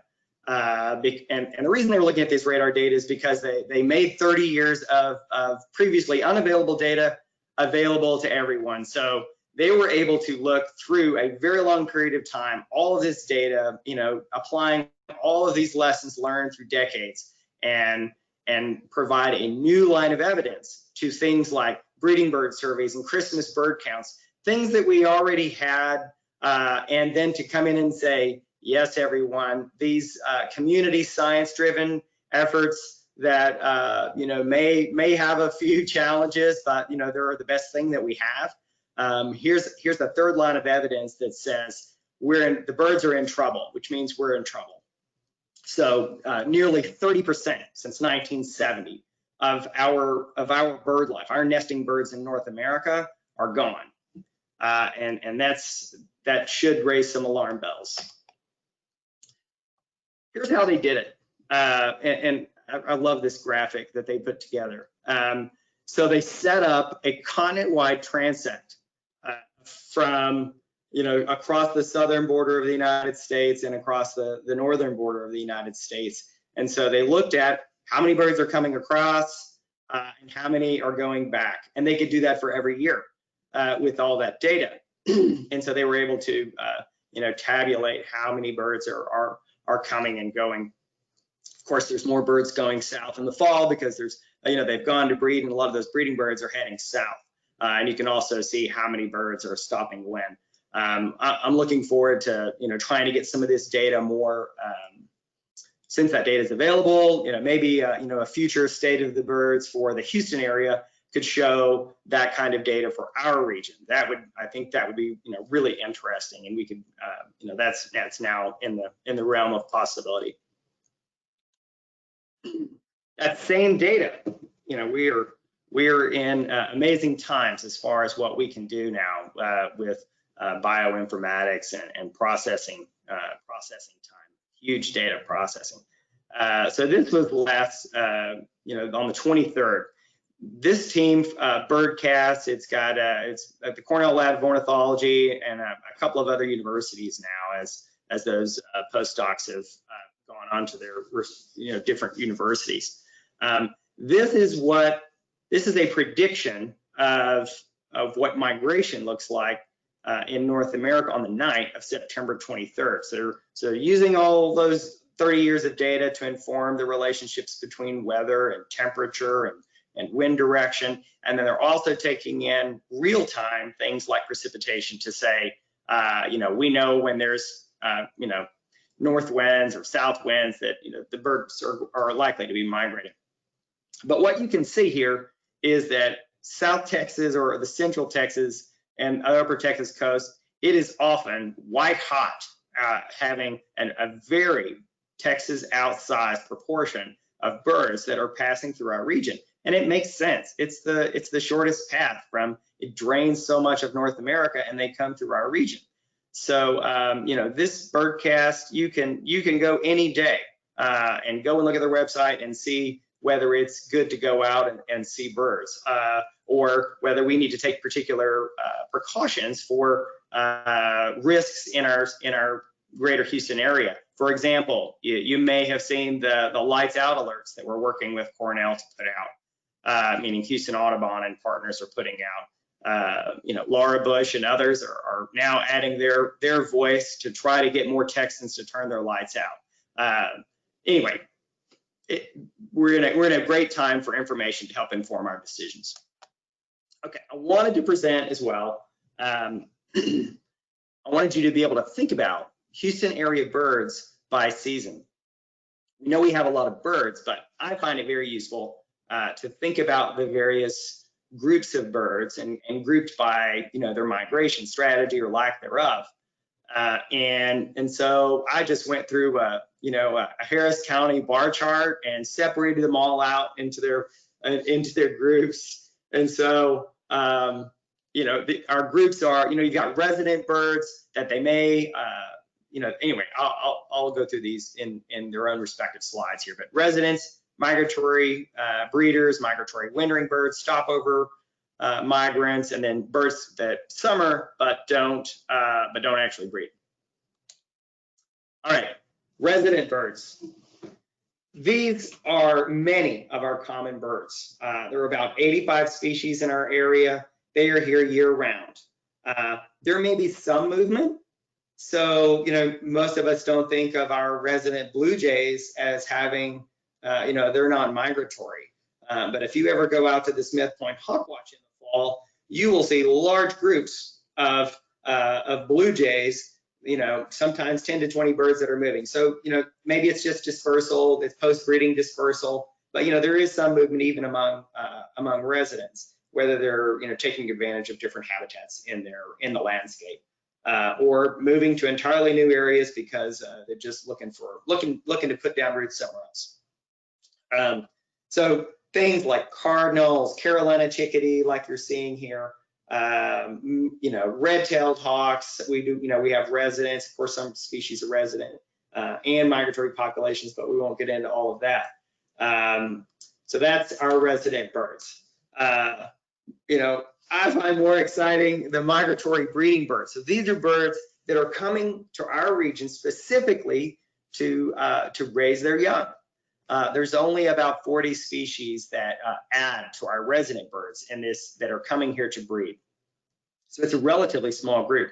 And the reason they come here is because relative to the tropics, which is an intensely competitive area the nest failure in the tropics is through the roof. So, that's one of the hypotheses for why migration even came to be, is because they were more successful in the north. It was easier to take all the risks to migrate and be able to take advantage of longer days and abundant food, and then to go back than it was to say try to have a nest in the tropics with an intense amount of competition and limited resources. So our migratory birds, like this great crested flycatcher, our Mississippi kites, so many exciting species that are taking advantage of our bayou habitats that we're used to seeing. Things like scissor-tailed flycatchers.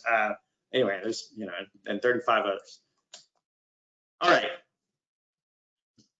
Perhaps my favorite group, but migratory wintering birds in the greater Houston area, about 95 species. This is our biggest group. It makes sense as the temperate, as the north totally shuts down, it's frozen or really cold, the food dries up. So all these birds pour down to the south and they just pile into our region. It is packed with wintering birds, and you've probably already noticed with these early cool fronts, all right, that bird life has already picked up, and migration, birds are pulling out of the north and they're heading south.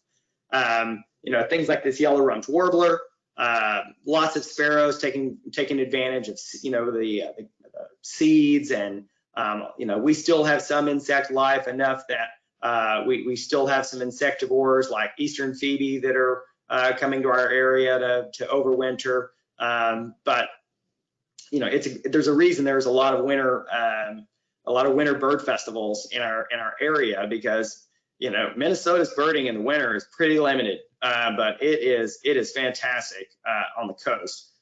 So that's that's a good thing to think about if you're trying to think about our avian wildlife. All right, and then we have migratory stopover birds.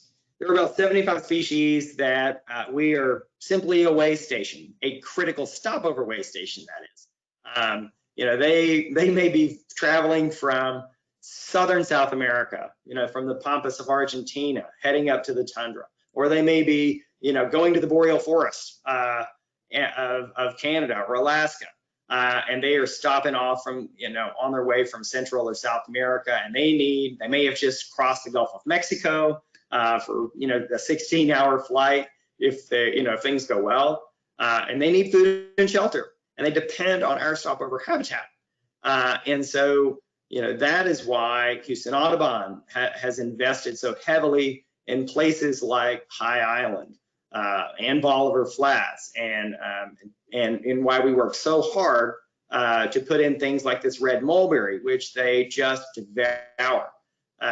And so this is, you know, this is a really exciting group. A lot of our wood warblers and our, you know, tanagers and orioles, a lot of these species that are just passing through, but it really drives a lot of our nature-based tourism because it's where they make landfall or come around the coastal bend and head up here, and where we get to see them as they're on their way to places far, far away.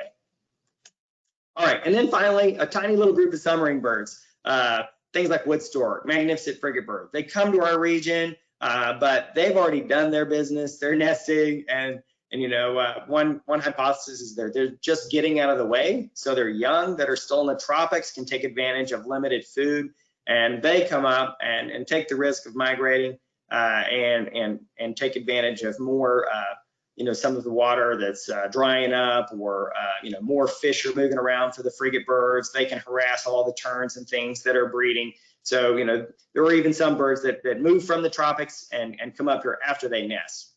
All right. Bird conservation need, where should we focus our efforts? I want to share this graph because it's from the State of the Birds in 2009. And what I want you to take away from this is, if you'll focus on that green line, we have focused on wetlands conservation for a long time, and that dotted line is holding steady. And these are bird populations, so wetland species, forest species, arid land species, and grassland. So these trend lines are, you know, if it's going down, they're losing, and if it's going up, we're building. So wetland species are increasing because we have focused on it for decades and decades. Whereas if you'll look at forests, they kind of dipped, but they're starting to hold their own, and there is some improvement. And arid lands and grasslands, we just haven't put the effort in. And as you can see, they have taken it on the chin.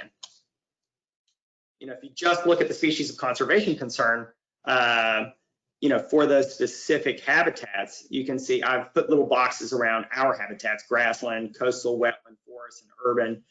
You know, those federally endangered species by habitat are in the red, and then additional species of conservation concern are in the yellow. And so really what you see is, you know, the grasslands have the most species of conservation concern. Coastal is next, and then our wetland and forest, still plenty. I mean, that's percentage of species. So even for our bayou birds, that's 20% of those birds are species of conservation concern, which, you know, mostly means that their populations are shrinking. Okay, another way to look at this: 1/3. And this is from State of the Birds 2016. 1/3 of all North American species need urgent conservation action. So of all of the, you know, over 1,000 North American species, you know, 37% are on the watch list, which is, you know, where we try to focus our energy, you know, and we need significant action. So I just wanted to drive those points home. Another way to look at this, you know, across habitats, again, from the State of the Birds 2016, is that, you know, our coasts, grasslands, wetlands, and, you know, in temperate forests, you know, we are going in the wrong direction with regard to habitat and conservation efforts for these species, and we're going to need to step it up. Okay, I didn't know that was going to zoom in like that. All right, here's how we think about our habitat conservation efforts. So we know we need to do a lot, and so for conservationists, we think about this. You know, it's all about habitat. And we think about the 3 R's: reservation, restoration, and reconciliation. We want to protect the best pieces that are left. So if, you can see on the right there's some volunteers that are out trying to get rid of exotic invasive species, which really degrade habitat for wildlife, where they just can't get any nutrition, or the habitat doesn't support invertebrate life that would feed other higher up predators. But if you can get intact habitat, gold standard, that's what you want to get. Restoration is you take good pieces but need some work, make them better. And then reconciliation is when you may have a human dominated landscape, but you can still provide habitat for things like chimney swifts. If you would just put in a chimney swift tower, because we don't have snags for them to use anymore, then okay, they can still find there's aerial insectivores that can still find food, but they just need a place to nest. So there's a lot of ways that we can make our cities way better for wildlife with some reconciliation actions. And when we take those actions, or restoration, or reserving a piece of property, as biologists, we want to go out, and any of those actions, we want to measure the habitat and the birds, see what our actions, see how those actions affected those indicators, and then adjust, constantly adapting to what is needed. All right, in our regional habitat conservation actions, what you've already heard from so many is that we are doing great. I really enjoyed hearing the planning and all the strategy that is being done by our Houston area. It is hopeful. And what I see on the ground level is there are many more native plant nurseries. They're expanding. People want that material, that plant material.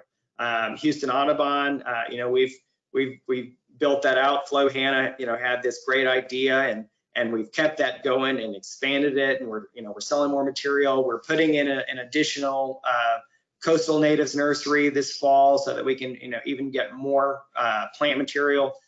And many of our other partners in the region, they're building, the need is so great because we're all doing this wonderful restoration, that they're building their own nursery, as it should be.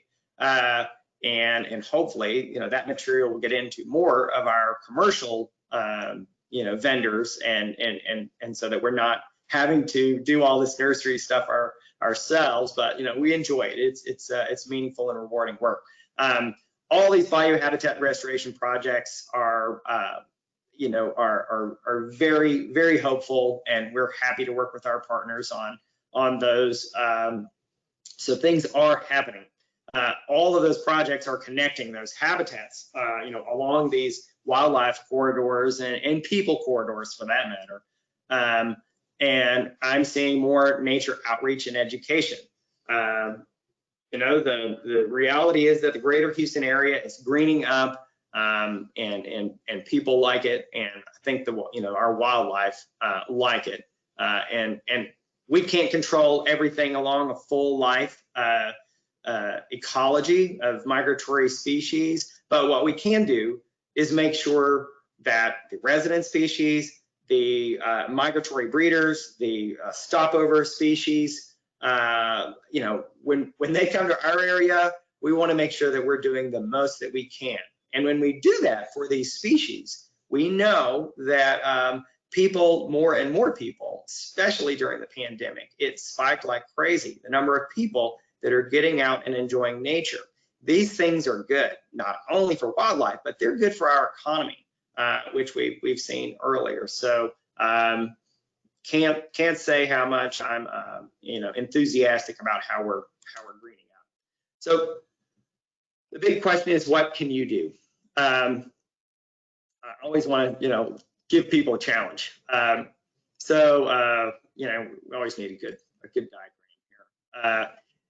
Enjoy watching birds, or photography, or whatever it may be. Restoration efforts, working in a nursery with your local nonprofit, or even at home if you're growing out for groups. That's really good. So just enjoy that, but also contribute your energy and find a place where you can plug in with Bayou Preservation Association, GBF, all these great groups. Find a way that you can, plug in and contribute your knowledge and your energy and your time. And then, I challenge you to go out and share your passion. There are always people. I've got a swear jar at home. Not a swear jar, but it's like the bird jar. Anytime I overshare about bird facts, I have to put a quarter in the bird jar. So you can overshare as I do with bird facts, but find a way that you can give a presentation to a Rotary Club or whomever it may be, and within all of that, just find your sweet spot for how you can be a part of the solution for a better Houston. With that, I'll leave you with that quote. And thank you all very, very much for your time and attention. And I would be happy to take any questions at all if there are any. We certainly do have some questions. Okay.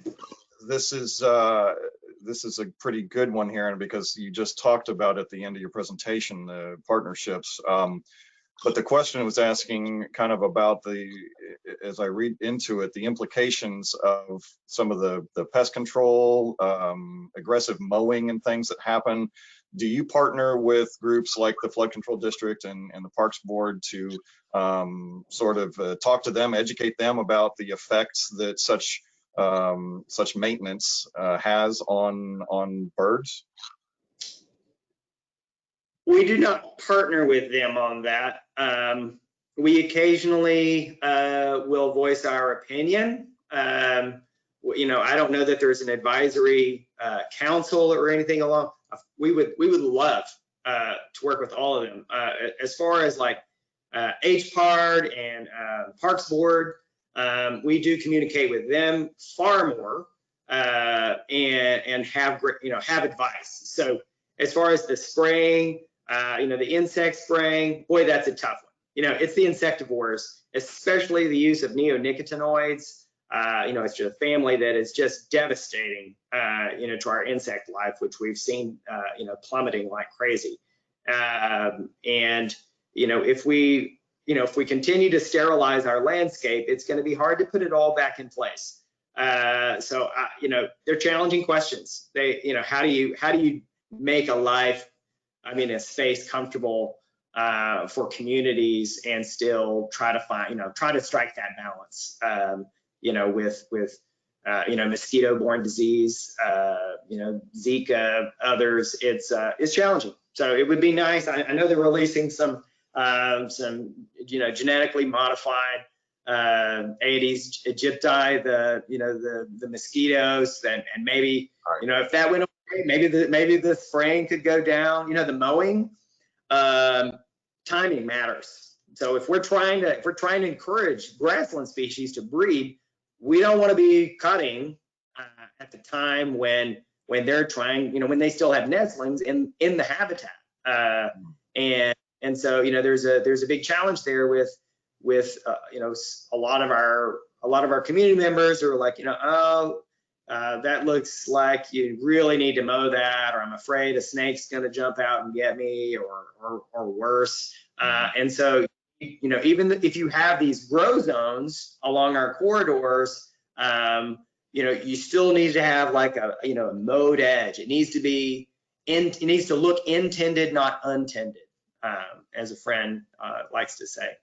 And if we can do that, and if we can also educate with some science to say, hey, this is supporting our wildlife, our fellow Texans, and it's beautiful to see all those flowers and everything growing. So I don't know, I really hope that we can save some money and not mow as much, and let those areas and have set-asides where we mow at a much lower frequency and have plants in there that we really want. And I know that's happening because we've got loads of grass out in our nursery parking lot that's getting ready to go to another project.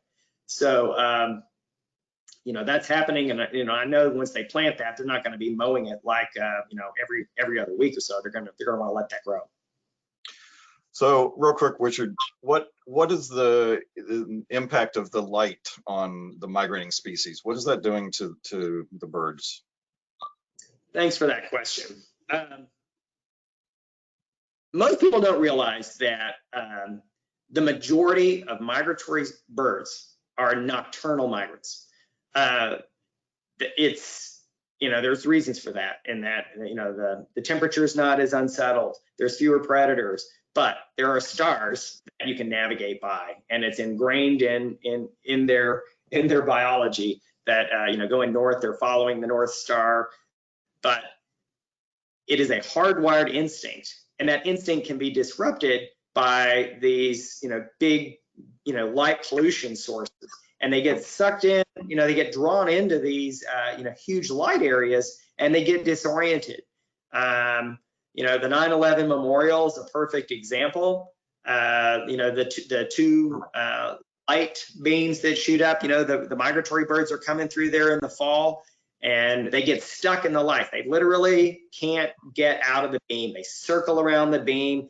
You hear their chirping, it gets louder and louder, and they're distressed, and they eventually just, end up landing on the ground exhausted and because they're so disoriented. And so what they've done in New York is they will turn those lights out. They'll have monitors, volunteer monitors on the ground, and they're watching, and they see what looks like insects up in the lights, but it's actually hundreds and sometimes thousands of birds. And so they'll turn those lights out. They've got a local nearby radar, and when they turn those lights out for 5-10 minutes, the birds, they just snap out of it and they move on down and they migrate out. It's amazing. So we hope to do some of that. We've got a big campaign for lights out. Hey, it saves energy. We could see the stars more, and it would clear the way for our, for all this wildlife that's passing through our region. So that's why we're pushing so hard on, lights out for birds. When we send out these alerts, and Cornell Lab of Ornithology is helping us as well with that, for trying to get more Texans to turn their lights out. Of course, there's some big light polluters that could make the biggest difference, but every little bit counts. All right. Well, Richard, I want you to reach in your pocket, grab a bunch of change, and drop it in that jar. You did a wonderful job today. Thank you so much for joining us. You're very welcome. Thank you. So next we're going to move on to our speaker from Houston Parks Board. The region's really put a spotlight on the bayous for a lot of reasons in the past decade, but the Parks Board has been at the forefront of those recreational improvements and with the implementation of the Bayou Greenways 2020 project. And Marissa Yosa is the conservation manager at the Houston Parks Board, and she's with us here today to elaborate. Marissa, good morning. Welcome. Good morning. Okay, just making sure you can hear me.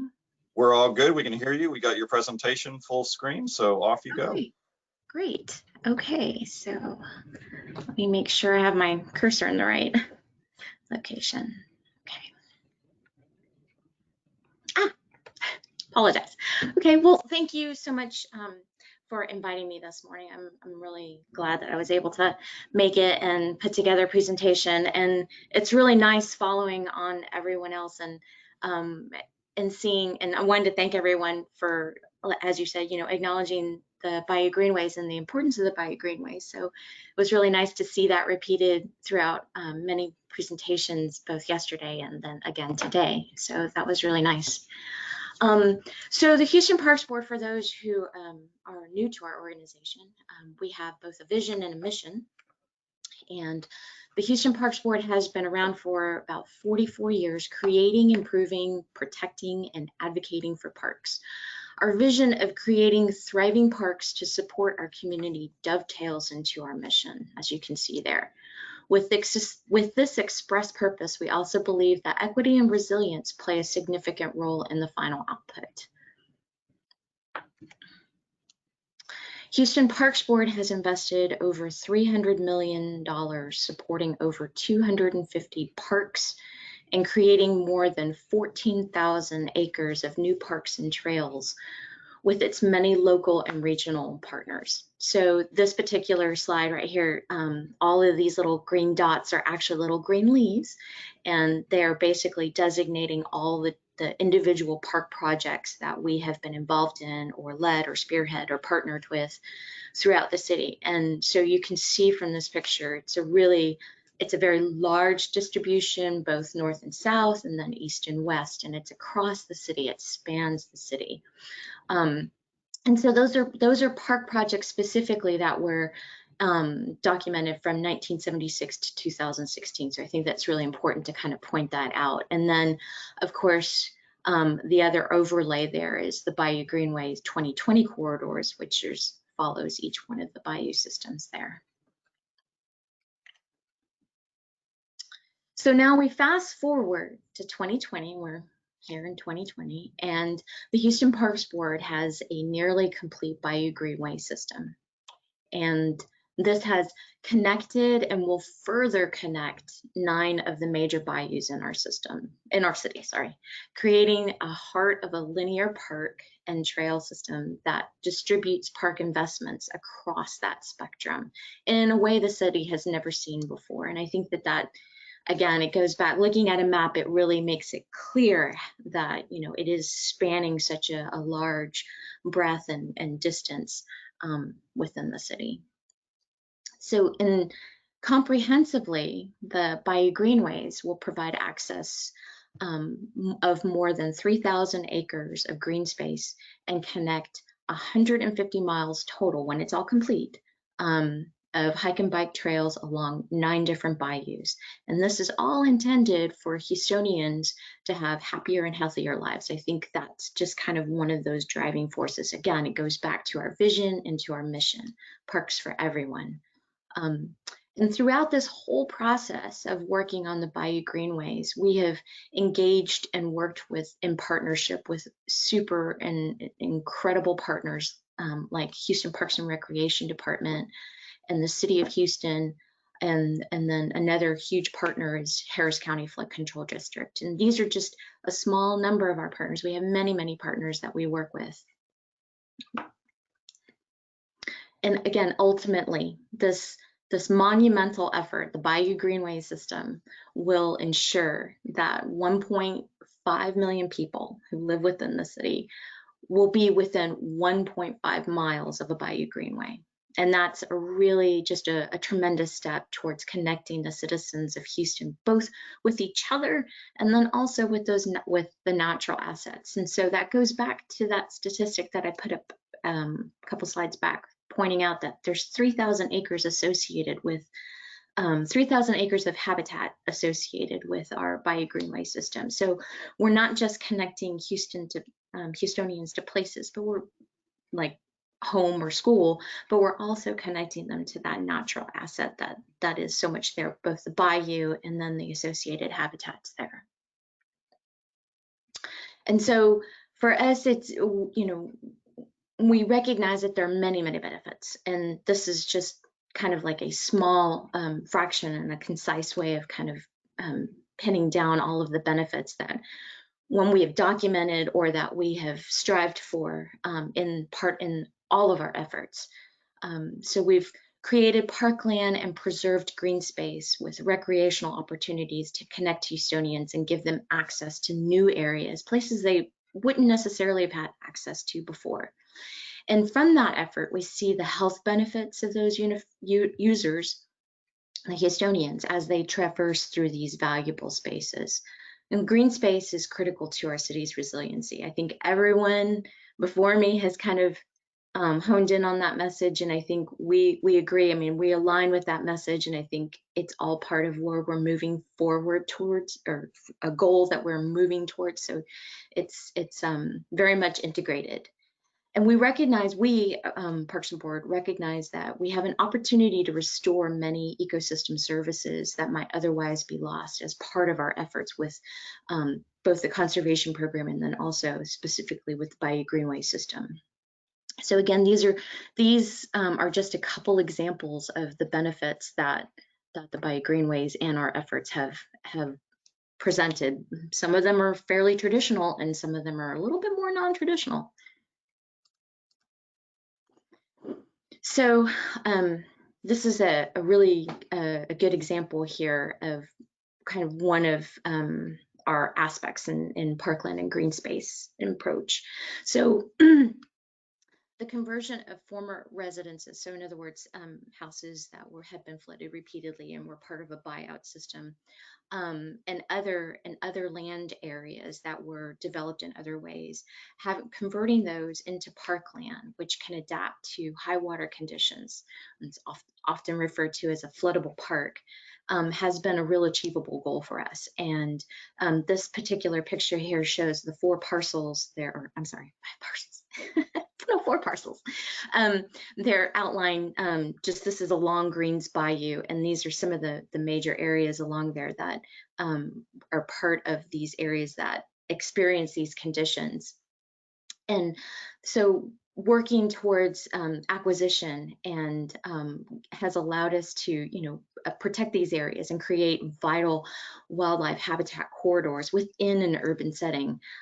So this active acquisition of large parcels, again, specifically here in this example on Lower Greens, has been incorporated into our process for looking at, what is our role within the region. So that's a really a great driving point. And then I think it's very clear for the Houston Parks Board that we take to heart what's said here in Mayor Turner's quote, green space is vitally important. We know that, and we acknowledge that, actively acknowledge that. And we know, as he says, you cannot have a complete city without having green space and the parks that go right along with it. And I think that just hits the nail on the head. It really, truly does. So an example, our most recent prairie rebuild. So we, as part of all of acquisition and development for the parkland, we also have active restoration on these sites. So this is an example of one of our most recent rebuilds on Symposium Bayou Greenway near Martin Luther King Boulevard. This area was basically a vacant lot. And what you see in this picture here is our staff was actually clearing out more than half of it. Is like 3/4 of this area is actually going to be converted to native prairie in this area. And so you can see we're staging the plants, and we had just actually placed rich new fresh soil, composted soil in there to kind of help promote the establishment of our native plants and our seed that we're also going to be putting down in this area. Knowing that, you have to start from the ground up. You can't just like put plants in and hope for the best. You kind of have to do some real thinking and investment in there. So we did. And, again, it goes back to, the fact that this was previously just a vacant lot with invasive grasses, like mostly dominated by Johnson grass and some Bermuda and other things there. So now once we're done with this particular site, we'll have benches and picnic tables, ways for the community to engage. But then we'll also have this beautiful aesthetic prairie. And I think in the end, with the goal of providing these ultimate services to the community in this area. And, while it may seem really obvious that recreation is a part of what our trail system and then a lot of our other work is about, it is definitely worth reiterating that the Bayou Greenway Trail System offers many opportunities for the community, as you can see from these pictures. And these are only just like some of the small aspects of how people engage on the Bayou Greenway system. So families and individuals alike connect through so many different ways, whether it's walks or biking or, in my case, from personal experience, it's dog walking. So I cohabit with a German Shepherd and a Boxer, both super high energy dogs. And if we did not have our 3-mile, 1-hour walk, I think all 3 of us would probably be insane. So this is, that having that recreational outlet is so essential. And I think given the circumstances of the pandemic, it's really starting to come out. I think others can acknowledge this, like Carolyn with MPC could probably also, acknowledge that the pandemic has really brought people out to engage in these recreational assets within our community. So, and then providing public access while connecting Houstonians to their natural surrounding has yielded really unique educational opportunities for the Parks Board. White Oak Bayou Greenway, which is the picture right there in the middle, actually passes under Watonga Street Bridge, where there's an active bat colony. It's not a huge colony like Wall Drive, but it's still there and still significant. And so Houston Parks Board in the past has hosted a bat emergence watch events for the community. Of course, this was pre-pandemic, pre-COVID and restrictions, but we've had watch parties, and it was an amazing opportunity to bring the community out to educate about bats, you know, the benefits of having bats within our region, benefits of having bats within our city, and then, you know, just a real like positive experience for everyone. And I will say it was sitting room only. So this picture actually shows that it shows that there's actually some space there, but when everybody finally congregated right before the emergence, there was hardly any space for people to sit. But it was an awe-inspiring moment for everyone, and I think that that's really cool, a really unique opportunity to utilize the greenways in a way to engage the community directly. So that was a pretty special experience. And then again, connectivity is really just as important, and one of these great benefits that we foresaw, but I think it, you know, again, it just kind of goes a little bit beyond what we had ever thought would possibly be there. So the greenways play an important role in connecting the people, obviously our citizenry, to their schools, to their shopping areas, to the parks and back home, and, you know, making that circle, that transportation circle available and easy for folks. And I mean, I think the picture on the left there, these young girls at Mason Park just really show that, you know, they're coming from their houses, they're utilizing the trails, and they're exploring their environment, and how wonderful it is for them to be able to do that. Because on the other side of that bridge is a stormwater wetland system as part of John T. Mason Park. I mean, how great now that they have a chance to kind of go look over there and see, oh, you know, are there any kind of cool butterflies or bugs or interesting, you know, things to see, or really beautiful plants too. So there's just, you know, those opportunities and that connection just really abounds, I think, with a trail system like BG. So, and then, you know, the smaller connections, and I don't mean to diminish the BG system, because it is not small by any stretch of the imagination, but it's smaller when you think of it and compare it to the potential of the Beyond the Bayous effort, which is looking to, instead of just running the east-west connections like the Bayou Greenway systems have, but making those connections moving north and south. And I think Carolyn in her talk kind of, you know, hit on one of those corridors, and making those corridors available, one for wildlife, for people, for the native plant communities, and all of those kinds of things. So, you know, the Bayou Greenway system is just the beginning, and I love to think of it that way, that it is just the beginning, and we can connect even further and deeper and bring all of these things together, just as super exciting. So in our organization, we have intensive mapping efforts within our organization so that we can align these existing trails, and then, you know, align partners to kind of work towards implementation for these kinds of north-south corridors and Beyond the Bayou effort. So, and then of course this aligns really well with the Mayor's Complete Community Initiative, and we are, as part of the Beyond the Bayous, taking a deeper dive into connectivity and parks in those communities to recommend improvements and how can we make these connections. And then, you know, further, we look towards the health benefits. And I think this has really just been hit home so much more, I think, now with the pandemic and how it's affected both the city and the individuals within the city as well. So to underscore the multitude of benefits, Houston Parks Board had asked the Texas A&M professor, Dr. John Crompton, to conduct a study on economic and health benefits of the BG system. And that study illuminated the extensive value of parks and green space within itself, but also shed light on the secondary beneficial values through physical and mental health abatement. I can attest to that myself. Improvement to the local environment and the increase in economic worth of sites adjacent to green spaces and park. And I mean, you can look at this graphic and it just really hits home just how much money we're talking about from the health benefits and the offsets of costs. But it's definitely, the system has paid for itself, or will continue to pay for itself in terms of those monetary assessment of the benefits.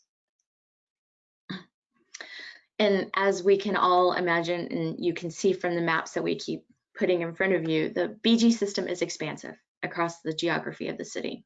And in that expansiveness, it crosses many communities, both poor and wealthy alike. So for this particular graphic, the red to orange polygons that you see kind of dominating there indicate areas of economic disadvantage or greater impoverishment, whereas the green and green colored, light green to dark green, indicate better economic status or greater wealth in that area. And you can see the BG system, really, if there's a bias, it's actually probably a bias in the direction of the communities where there's need. And we all know that the bayous don't necessarily follow like political boundaries or like county boundaries or anything like that. They follow the water. So, you know, investing in the Bayou Greenway system has kind of helped us kind of span the economic differences within the city. And I think that providing those resources, you know, we recognize, just as the quote here from Ed Wolf, that the system of linear parks would touch all neighborhoods and all demographics. And we really have in this effort, and we continue to do that. So more recently, the idea of floodable parks has kind of entered into our collective consciousness to address the region's consistent threat of flooding. And I think this definitely is in the front of our consciousness for sure. And this particular picture is actually an example of one of our parks. This is at Thomas Bell Foster Park, which is on Greens Bayou, immediately adjacent to Greens Bayou. And here it is during one of our flood events. This is not Imelda, but it was a different event, but along those same lines. And what I'm trying to show here is that the park, for majority of the year, functions perfectly as providing trails and providing other services for people. We have an existing trail there. We have picnic tables. We have passive recreation mostly in this area. But when it needs to, it can take on, and it can completely come away from flood conditions without having any significant impacts. And I think that that's really important, that it was designed that way, and it was meant to be able to handle that, and it wasn't intended it was intended to be able to tolerate those conditions. And I think that that's really important for parks in that particular setting. And then, of course, most importantly, are the benefits and the ecosystem services of natural resource protection that we do as part of our conservation program for the Houston Parks Board. So an essential first step for our program has been the creation of the guidance documents, both a vision document and then some other very specific guidance documents about how to address specific issues that we would see repeatedly on the Bayou Greenway system. And in those documents, we have defined our vision and our anticipated role in conservation, both at this particular moment, but then at different critical junctures and then moving into the future. So it's not just at this moment right now, what can we do and what do we need to do, but it's also looking at, okay, how do we plan for the next year? How do we plan for 5 years from now? And then how does that affect us, and what does it mean for us 10 years into the future? So that was really a very critical document that needed to be developed and then agreed upon and then shared within the organization. And I think it's the very important first step. And so this is actually the cover of our vision document. And in that vision document, one of the first things that we do is we define our major initiatives. And these are relevant habitat conservation, engaging stewardship, effective communication, and dynamic partnerships. And remember, this is for the conservation program. This is what our focuses will be on, these four major initiatives. So Houston Parks Board strives for a diverse park and trail system that equally connects to our local ecosystems. And so we define them here, the prairies and the wetlands and the forests that are connected or immediately adjacent to Bayou Greenway system or within our purview. And within these particular habitats, our work is extensive. Again, I refer back to that 3,000 acres that we have of associated habitats. So it's 3,000 acres of prairie, wetlands, and forests that we're responsible for and that we must care for, and that is, is basically our boundary. So that, and it's an immense job from that standpoint. And then if you think about the size of Houston, which we all probably do, maybe less so now since we're all relatively working remote, but still it's on our minds, we all know. We're talking about a city that could engulf, whole other cities in the United States within its boundary. So, that's kind of shown right here that the size of Houston could engulf these cities within its boundaries. And so, our both our BG system existing right now, extending across those 9 bayous is large, and we hope to and expand that both with the bayou, beyond the bayous and finishing up the trail system. But it's an enormous endeavor. So as an example, I mean, on to the left of the screen there, from Clear Creek, from one of our sites on Clear Creek, and if I need to get up to our sites on Upper Greens Bayou, I'm looking at like 45 minutes one way to get from one site to the other. So it's a lot to manage and to be responsible for. And we are undaunted. So here's some examples, kind of like specific examples of around our different greenways of these particular types of habitats. So we, Houston Parks Board, have recently revamped our conservation program to focus on better protocols for maintenance of our existing habitats, but also the restoration of degraded habitats. We acknowledge not every particular forest is the high quality forest that it should be. Same with the prairies. So we acknowledge all of that. And so our protocols are meant to focus on better management and with the goal of increasing diversity of species, not only the plant community species, but the species that utilize those particular habitats, with the goal of long-term resilience for that habitat. So these are really important things to us. So we recently completed an assessment of our prairies and have prioritized our work based upon the assessment that we have done, and our excuse me. So having completed this assessment of our prairies allows us to kind of come up with some future recommendations. And I think that's really, really key, being able to have those future recommendations.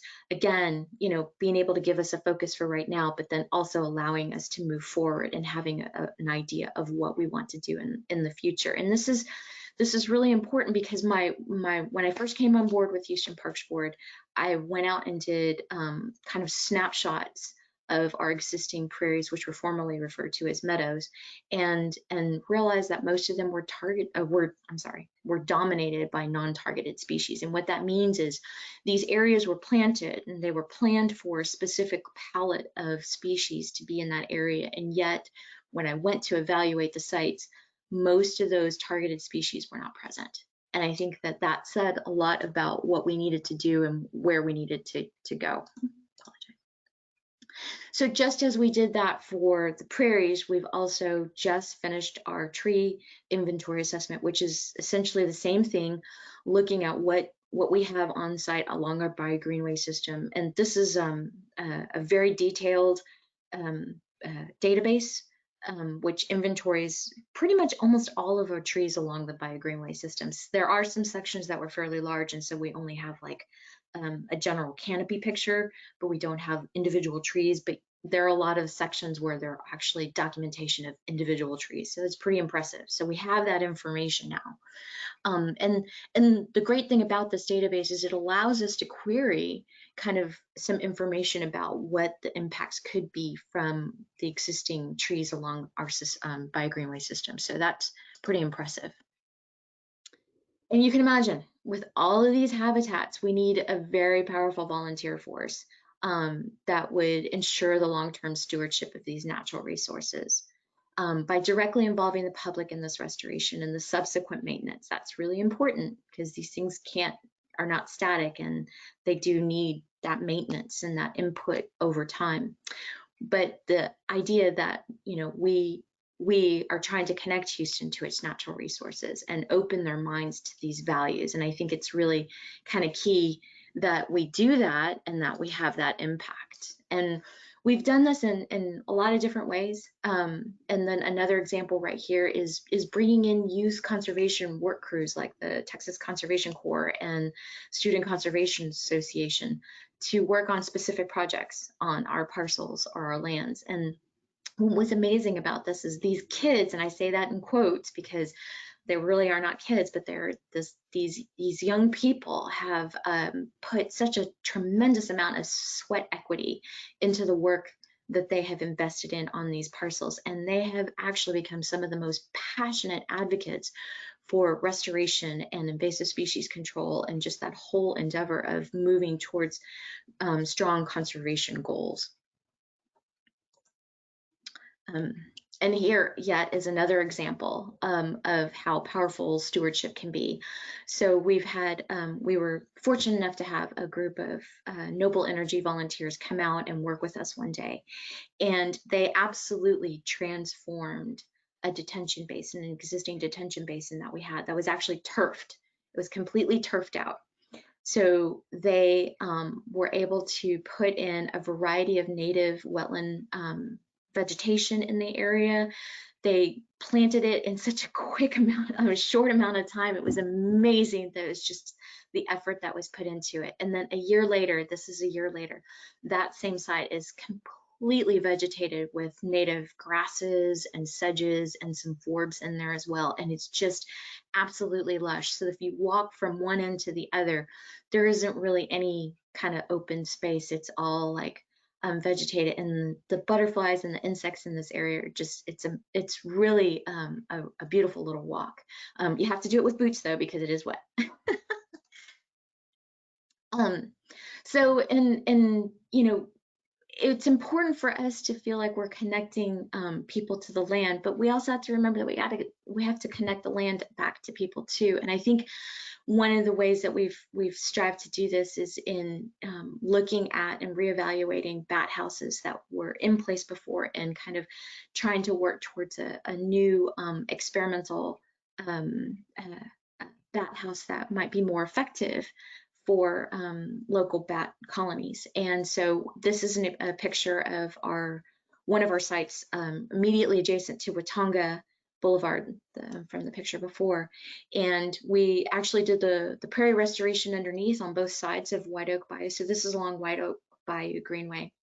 And I think that it's connecting people because people can see the house and be like, what what's that all about? And then of course there's, information, there's signage there about bats. And I think that's, we bringing the land back to the people in that way is also just as important. I think we try to do that. We have a lot of signage at our areas, and we've actively been working to, as we're starting to do prairie rebuilds within the system, put out signage as we are doing that work, so that we're taking advantage of those opportunities to share that information back with the people. And again, I think these benefits, they just kind of, there's this wide-ranging benefits from stewardship of the BG system, and in the end, it's a win-win for volunteers and the habitat. So, and I think before we had the pandemic and the stay-at-home orders and all of that business, Houstonians could have easily kind of just pushed off the reality of these benefits. But now I think with everybody getting outside and walking the trails and engaging that way, I think it's just really brought that message home and those benefits home. And our efforts have an amazing alignment with timeliness. And I'm really glad that Dr. Gibbons talked about this, and I'll just kind of interject this a little bit here. This is, for me, a driving point for conservation within our organization. For me, this is something that speaks to me on a personal level. This eastern meadowlark, when I was an intern at San Bernard National Wildlife Refuge, these meadowlarks were all over the place, flying all over the grasslands, and just kind of, as I'm going about doing my daily monitoring requirements for my internship, I would see these guys on the fence lines or just flying everywhere. And I mean, granted, we don't have as many grasslands within the city, although we can change that. So you wouldn't necessarily see as many eastern meadowlarks, but I do feel like even going around the city, we don't have as many birds as I think we could have. And I think that this article and pointing to the decline in grassland birds just reiterates that our grasslands need help. And I think that message is really important to our organization, because we have an opportunity with our meadows and our prairies to do good, strong restoration and to put these systems back into the larger system and make this better. So the point in time where we are, this juncture is really important, but we have to do it with our partners. And I think that that's another very, very big key thing. So Houston Parks Board Conservation Program strongly believes that our conservation efforts cannot be achieved alone or within our own silo. We must actively seek out and confer with our peers and our partner agencies to ensure that our efforts are additive within the community. We want to lift, not diminish, any one effort. And I think Houston Parks Board is committed to developing and strengthening working relationships with partner agencies. And I think that actually comes through in the fact that we are actively partnering on this conservation moonshot that Jaime Gonzalez introduced yesterday, and then of course Carolyn and Katie also chimed in as well. And all of these goals are important, and they align with what we anticipate for ourselves, and then what we expect to and what we want to achieve as we're moving forward. We know that we need those partnerships. So I'm going to leave on this particular picture because I want to point out one thing. Dr. Kleinberg's presentation yesterday really spoke to me, and his discussion of the changing demographics within the city really made this picture for me so much stronger. This young lady, this beautiful star in the foreground there, she was part of our Parks Bayou Day earlier this year, pre-pandemic, pre-COVID restrictions. And she not only followed all the instructions and she was also the lead for her family. She instructed her mother, father, and brother, as pictured here, on how to do everything correctly, went behind all of them, did quality control, and then proceeded to do quality control of all the volunteers within her little area. And I thought to myself, does she not speak to what we're going for? She was, as I said, like a shining star. She's an example of our future. And And I thought that that was really important. And it also kind of aligns also with what Katie Coyne was also trying to reiterate. Equity has to be a part of our process. And I think that this is, a great way of looking at it. She is our future botanist, this young lady here. She's our future green space managers. She's our future city planner. So getting to her and communicating with her, connecting with her is just vital, absolutely vital. Okay. Anybody with passion is going to run long on their presentation. We know that, Marissa. I know. This has been fantastic. Thank you so much. Bayou Preservation really values its partnership with Houston Parks Board, and your presentation today, it just demonstrates how all-encompassing the work that y'all are doing in our region is. So again, thank you so much for being with us today, Marissa. All right, thank you. So we've going to head to our final bio break. We've had a couple of questions about ongoing information regarding our efforts, and so maybe I'll direct you to sign up for our Bayou Stream newsletter. You can head to bayoupreservation.org, and our news and events menu has a link that you can sign up for the newsletter. We're also going to be posting yesterday's and today's symposium presentations as soon as we can get those up on the website, and you'll have access to all of the slides and comments from all of today's and yesterday's presentations. But let's head to this last bio break. Again, you're going to get up, stretch, step away from the screen for just a few minutes because we've got our grand finale coming up. But once again, some videos from our sponsors and a quick 5-minute break, and then we will be on to the home stretch.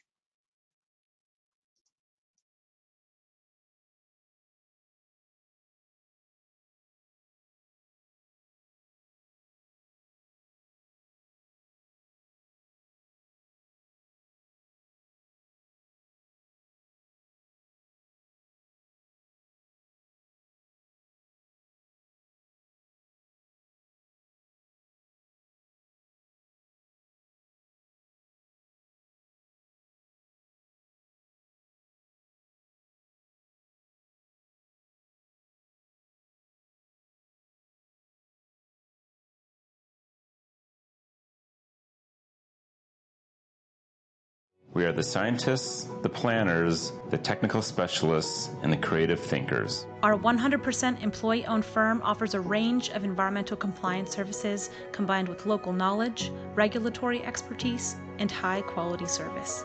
We are committed to preserving our natural and cultural resources, giving back to our communities, and prioritizing safety both in the field and the office. With a nationwide presence that has been growing since 1981, we remain one. We are SWCA. We are SWCA.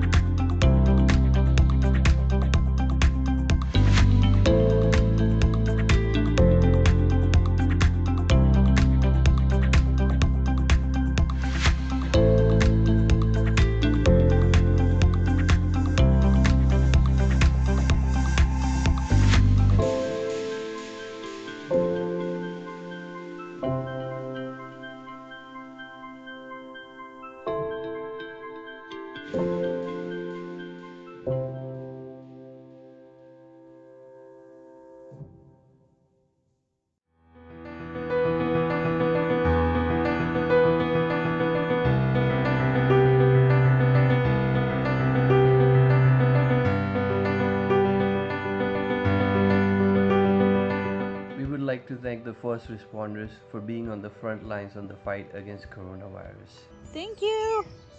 Thank you for all you do to keep us safe. Thank you so much for all the hard work you've been doing to keep us all healthy. Thank you for all you do in keeping us safe and sound. Thank you. Thank you. Thank you for all your work. You're awesome.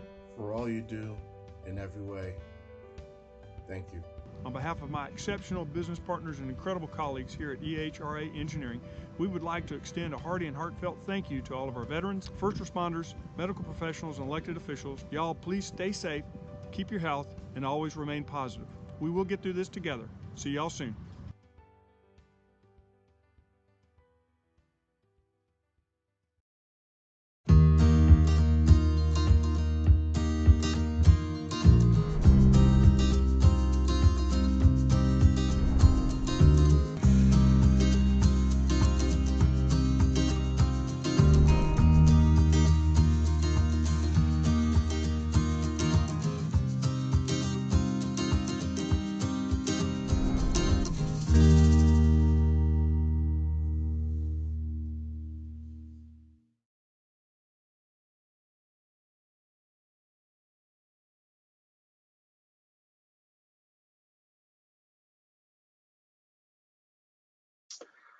And so our final presentation today is one we at Bayou Preservation Association have been looking forward to for a really long time. I have the distinct honor of bringing together recipients of our Terry Hershey Bayou Stewardship Award.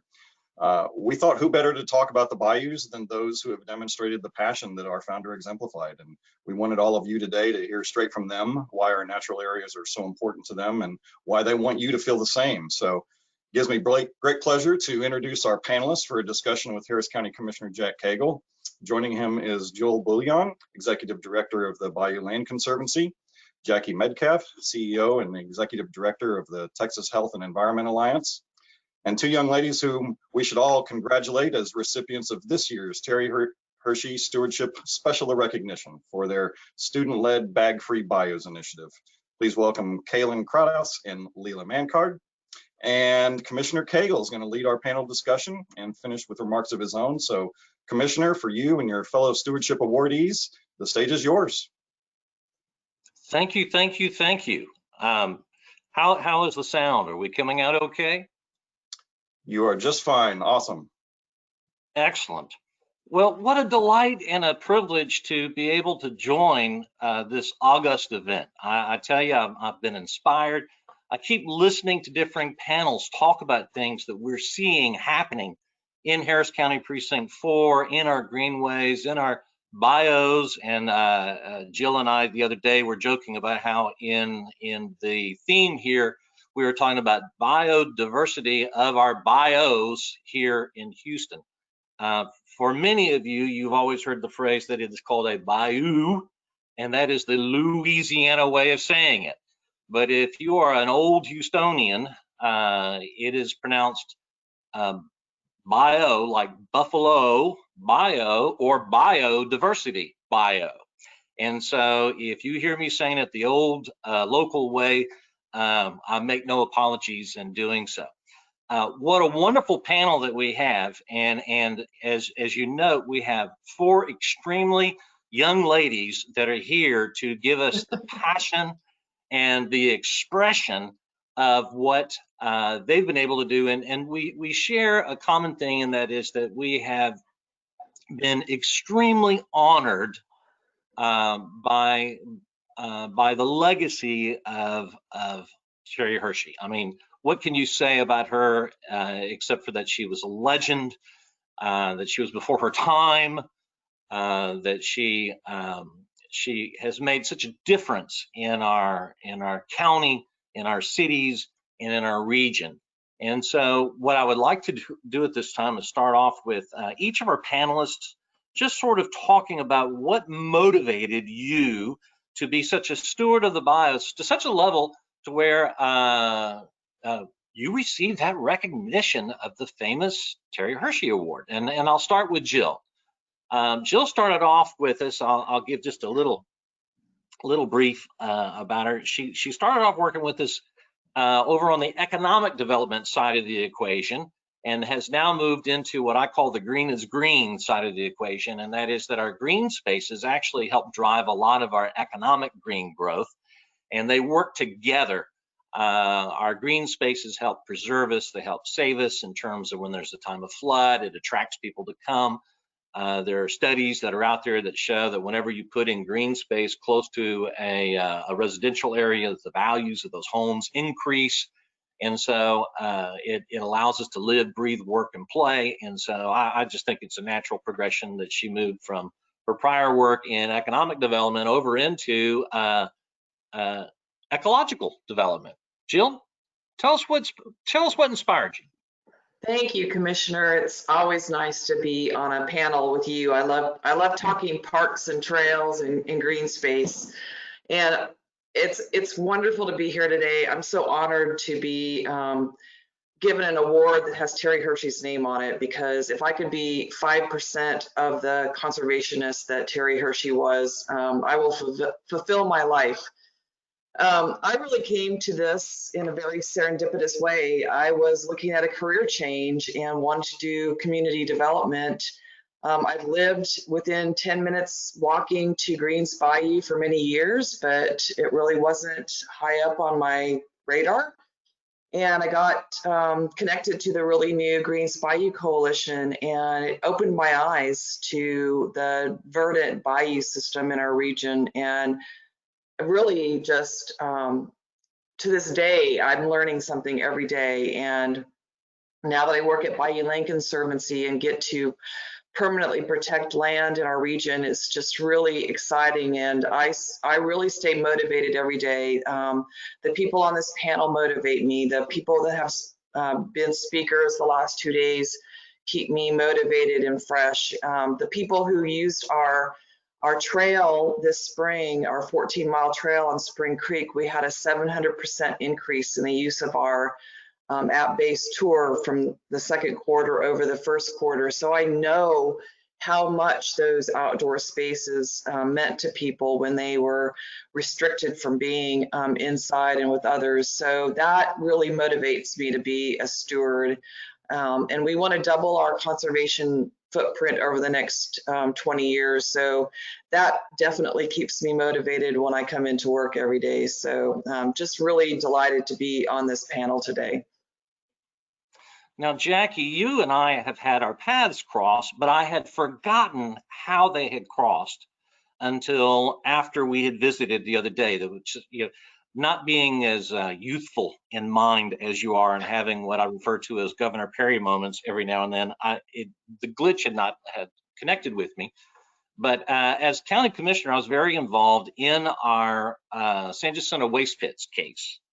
And in fact, I believe you were very involved in that litigation over there where we had the waste pits that were right there on the San Jacinto River. And we went through that litigation, the county settled. And as a consequence of that, there was some funding that went to Texas Parks and Wildlife, and that grant ultimately went to preserve some of our headland waters. And so we now have an Edgewater Park that is on the process of being developed at the top of Lake Houston that will give folks access in and out. And so some of your work that you've done here in the San Jacinto River, I think I can directly attribute to the blessing that we have in that park that will be enjoyed by many, many folks to come. So forgive me for when I first started visiting with you the other day that I'd not connected the dots as to where our pathways had crossed. Tell us a little bit about yourself and why you got involved and were inspired to get into this preservation effort. No problem. Thank you. It might be the new last name. I was married this year, and so it might be the last name throwing you off there. I've always been a lover of nature, and I was studying environmental geology at the University of Houston Clear Lake, and realized that I lived between 4 Superfund sites, which are abandoned toxic waste sites. And, I knew something had to be done about it. 3 of these 4 sites were along the banks of the San Jacinto River, one of which is actually in the river. And, the processes were just moving so slow towards cleanup. And I just knew something had to be done to get these sites cleaned up.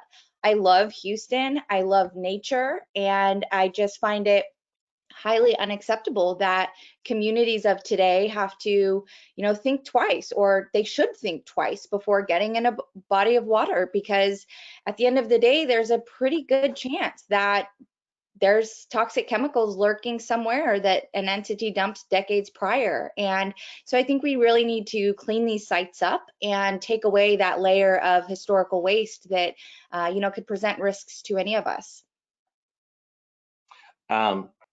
You're talking to somebody that in their youth actually would throw a turkey neck into the San Jacinto River over there by the monument.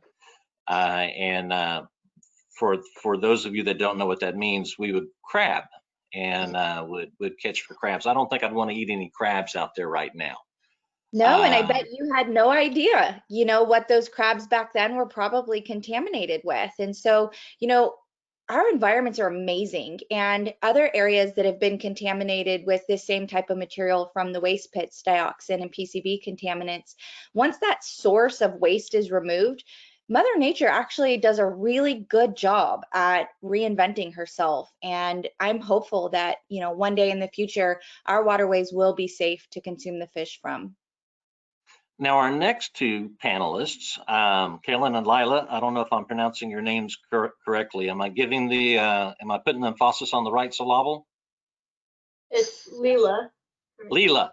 And Kaylin? Yeah, Kaylin, yeah. Kaylin. Okay, Lila and Kaylin. You actually have a little bit of a connection with Jill in what you're going to be talking to us about. Jill's organization for a long time has participated in our Cypress Creek bash, where we go through and clean up trash in our different Cypress Creek and in our Spring Creek areas, and have been involved in the removal of plastics from our streams, our creeks, and our bayous. And it's such a terrible thing to get in your canoe or your kayak and to go down the stream in the bayou and to see trash that's there in the rivers. And we don't call them a river here, they're a bayou here, or they are a creek here, but our creek would be a major river anywhere else. It's just here in Texas everything is bigger, which means if it's a big creek, it is a large river elsewhere. Poor Jill has heard me say that way too many times. Ladies, share with us why it is that you got involved in why you got involved in this process, and what's going on with you. Well, ever since we were little, I've been reading science magazines, and Jane Goodall and Rachel Carson have been my heroes for like as long as I can remember. So I'd always kind of been passionate about science and the environment. Then in 4th grade, Kaylin and I had a teacher who really taught us the importance of standing up for what you're passionate about and making a change in the world. Kaylin? Yeah, and Leela and I always love going on nature hikes. Our families always love going camping at national parks, and we've just had a really strong connection to nature ever since we were little, and we've just loved nature, and we've always wanted to protect it. All right, well, for my next question, I'm going to move backwards, and we'll start with you, Kaylin. What do you feel is the biggest challenge that faces our waterways these days? Probably litter and pollution. Like in this photo, litter and pollution not only hurts wildlife, it also hurts humans, and flooding can be much worse because of pollution and litter, and that's probably the most challenging and worst thing that is causing our bayous to like struggle, and yeah. Leela? Yeah, I kind of remember the realization of like what a problem our bayous had So I was 9 and I was at Kaylin's birthday party, and she had a birthday party at Woodland Park in Little White Oak Bayou. So that's kind of full of trash. But we were still having a lot of fun, kind of frolicking about the island and like a little island and climbing trees. We got in the water a bit, which is gross, but and we observed the wildlife. But then we kind of looked around and we realized that everywhere there was plastic bags specifically. They were just like strewn in the trees and in the bayou, and they're packed in the ground. So like when you walk, the ground is spongy because it's just got layers of plastic bags. And so we realized kind of what a huge problem this was and started thinking about how we could make a change. I've got a little note that I could not be seen by my audio. I'm trying to click my buttons here. Am I good now? No, we still can't see you. You still can't see me. We thought you were trying to be incognito today. Okay. Well, while y'all are talking, I will continue to try to solve that little issue. The button here says that the world can see me, so I'm not quite sure why you can't, but modern technology can be fun. So, all right, Jackie, I'm going to ask you that same question. What do you feel? Oh, by the way, Kaylin, Leela, you keep talking about when she was 4 and when I was 9. Would you mind sharing with us how old you are today? Are y'all 29, 30? How old are y'all? We're both 14. Yeah. 14. My goodness. I remember 14. That was back for me when giants walked the face of the earth. Okay. Very good. Very good. Jackie, I think you're all of 16 now. Well, no, you have to be 18 because you just got married. All right. That's true. Share with us what you think is our biggest challenge facing our waterways. Very much in line with what the young ladies just said, and it's humans. I think humans are a huge challenge to our waterways. And you know, I think of when I think of an example, ITC comes to mind. So not only was the fire and incident at ITC a huge polluting incident from, you know, the facility itself and what happened, but then we have, you know, firefighters that come in, which rightfully so, right? They come in and they put the fires out with tons of firefighting foam, and the outer berm of this facility gave way, and the foam made its way into the bayou and into our water and aquatic system. And you know, this firefighting foam contains PFAS, which is a chemical nicknamed the forever chemical because it literally stays around forever, and it is 100% soluble in water. So when this chemical, especially in mass quantities, enters our waterways and it's going to stay there forever, we don't even really know what that looks like, let alone how to handle it completely. And so whether it's, you know, historical pollution, current day pollution, trash, hands down, I believe humans. Okay, and Jill, you kind of touched on this a little bit earlier, but what do you feel is the biggest challenge facing our waterways? Well, I think Jackie's right, humans, because when I'm out talking to groups around the region, I just find there's still a lack of understanding of the power of the natural system and the natural systems that we're working with, and this idea that we as humans can bend that natural system to our will. And the fact is, at the end of the day, that Mother Nature is going to win. I think we see that with the policies that have allowed development in our floodways and floodplains. I mean, that's a recipe for disaster. And you know, the bayous that's our drinking water, and I don't think we also realize that. One of the issues that we work on is sand and gravel mining, which is a big problem in the upper reaches of the Lake Houston watershed.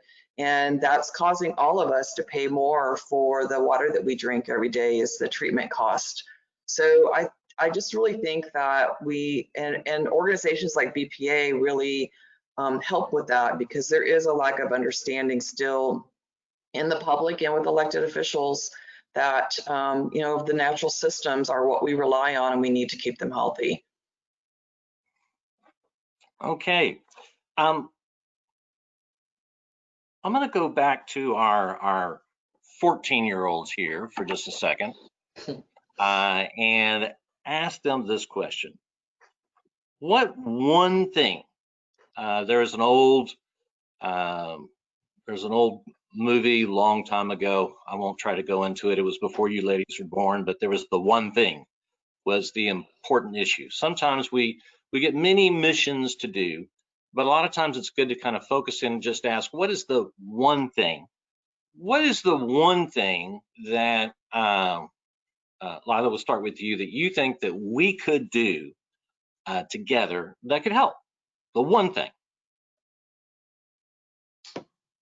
I think that, well, the thing about these things is that it's things that might seem small kind of all add up. So I would say, like, start with small things, like bring a reusable bag to the grocery store, and then move on to like trying to cut out more plastic to your life, and then kind of like go bigger from there, because it's the little things and the big things that make a huge difference.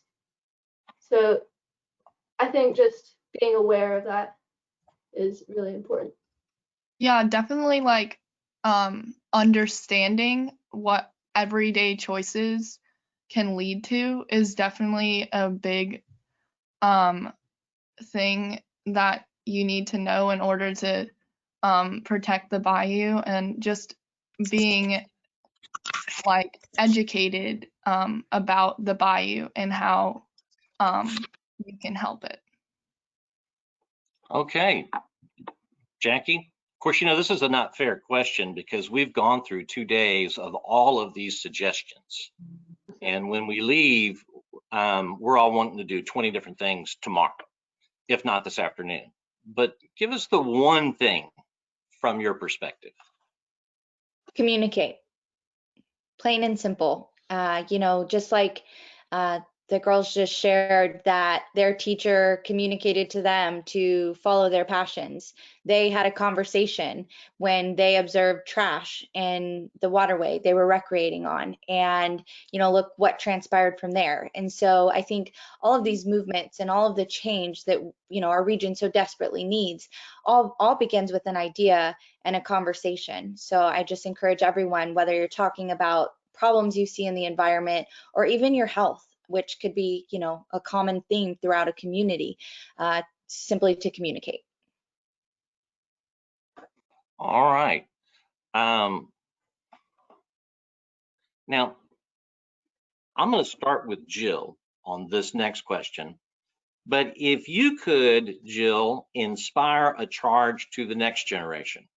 You know, in our panel here, we have me, then we have Jill, then we have Ms. Metcalf, and then we have our two 14-year-olds. And so let's kind of move through this progression of, if you could inspire the next generation. Jill, what would you give as a charge to that next generation coming up behind you that you think they should be doing or focused upon for helping us continue to grow our green spaces in our region? That's a great question, and one I think about a lot because I have a 14-year-old grandson who lives in the area, so that's always on my mind. I really think that everyone should know their watershed. They should know that stream that's closest to them, and they should fall in love with it.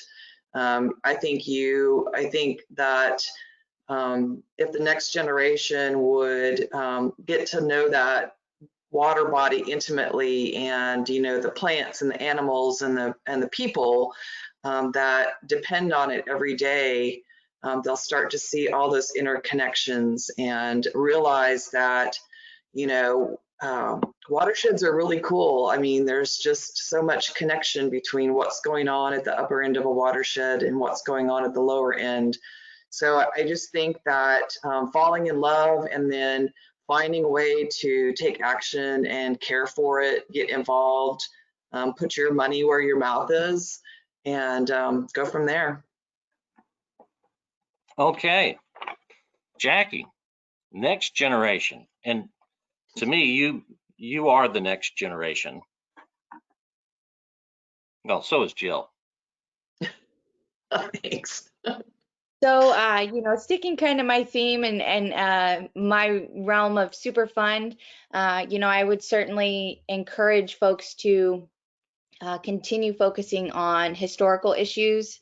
We have so many wonderful nonprofits around the Houston area, and everyone has a bit of their own little niche, if you will, looking at historical waste, current day pollution, various items. And so continuing to focus on those historical items that could be lurking around and invisible. And just like you, crabbing by the San Jacinto Monument and not realizing what was there. I imagine that was like within the last decade. So, we shouldn't still be having to deal with these decades-long issues. Let's try the last century, but we'll stick with that.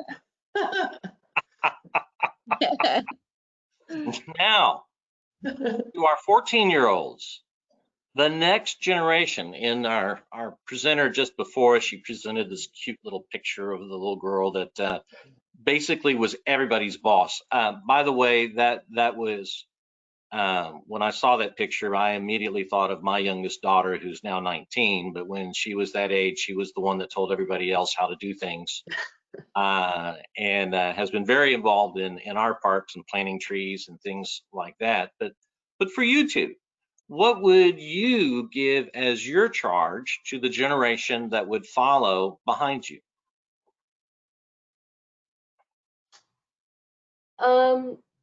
So kids pretty much are the future, and so it's important to let your voice be heard as soon as possible, because the decisions that are being made while you're a kid are going to impact your future. So my advice is don't wait, and find something that you're passionate about, like, the Bayou, and just find a way to get involved, do research, and speak out, because the world kind of needs young voices to talk to them about what they want their future to be about. Okay. Yeah, it's really important to get, like Leela said, to get involved and inform others. And it's good to start early, because you can learn more over the years. And definitely, especially now, it's really important to talk to older people and people that are making the decisions now and voting now. And it's important to talk to them about what they think about the environment and because they make big impacts now that will affect you later. And so it's just really important to learn and inform other people. Okay. Now, the last big question, and there was a slide in some of the earlier presentations reflecting this, but it's called the moonshot question. And tomorrow will actually be the 9th anniversary of my being sworn in to serve as a commissioner. And so one of the things that I had the privilege of doing when I first came into office was I went to my parks director, Dennis Johnston, and I asked him the question. I said, if money were no object, and I asked the same question to each of my directors, but Dennis Johnston is important for today's discussion in particular. But if money were no object, what would you like to see occur? And it was out of those discussions that we talked about the development of ecotourism and the greenway system and acquiring green space. and a connected trail system that would go all the way along our Spring Creek Greenway, Cypress Creek Greenway, ultimately Willow Creek, and our other greenways. And so I'm going to ask you guys the same question. It's called the moonshot question. If money were no object, if that was not the hindrance, if money were no object, what would be your big dream that you would like to see happen? And let's start off with our youngest, and then Jill, I'll let you finish this discussion in terms of if money were no object, what would you like to see? This is called the moonshot question.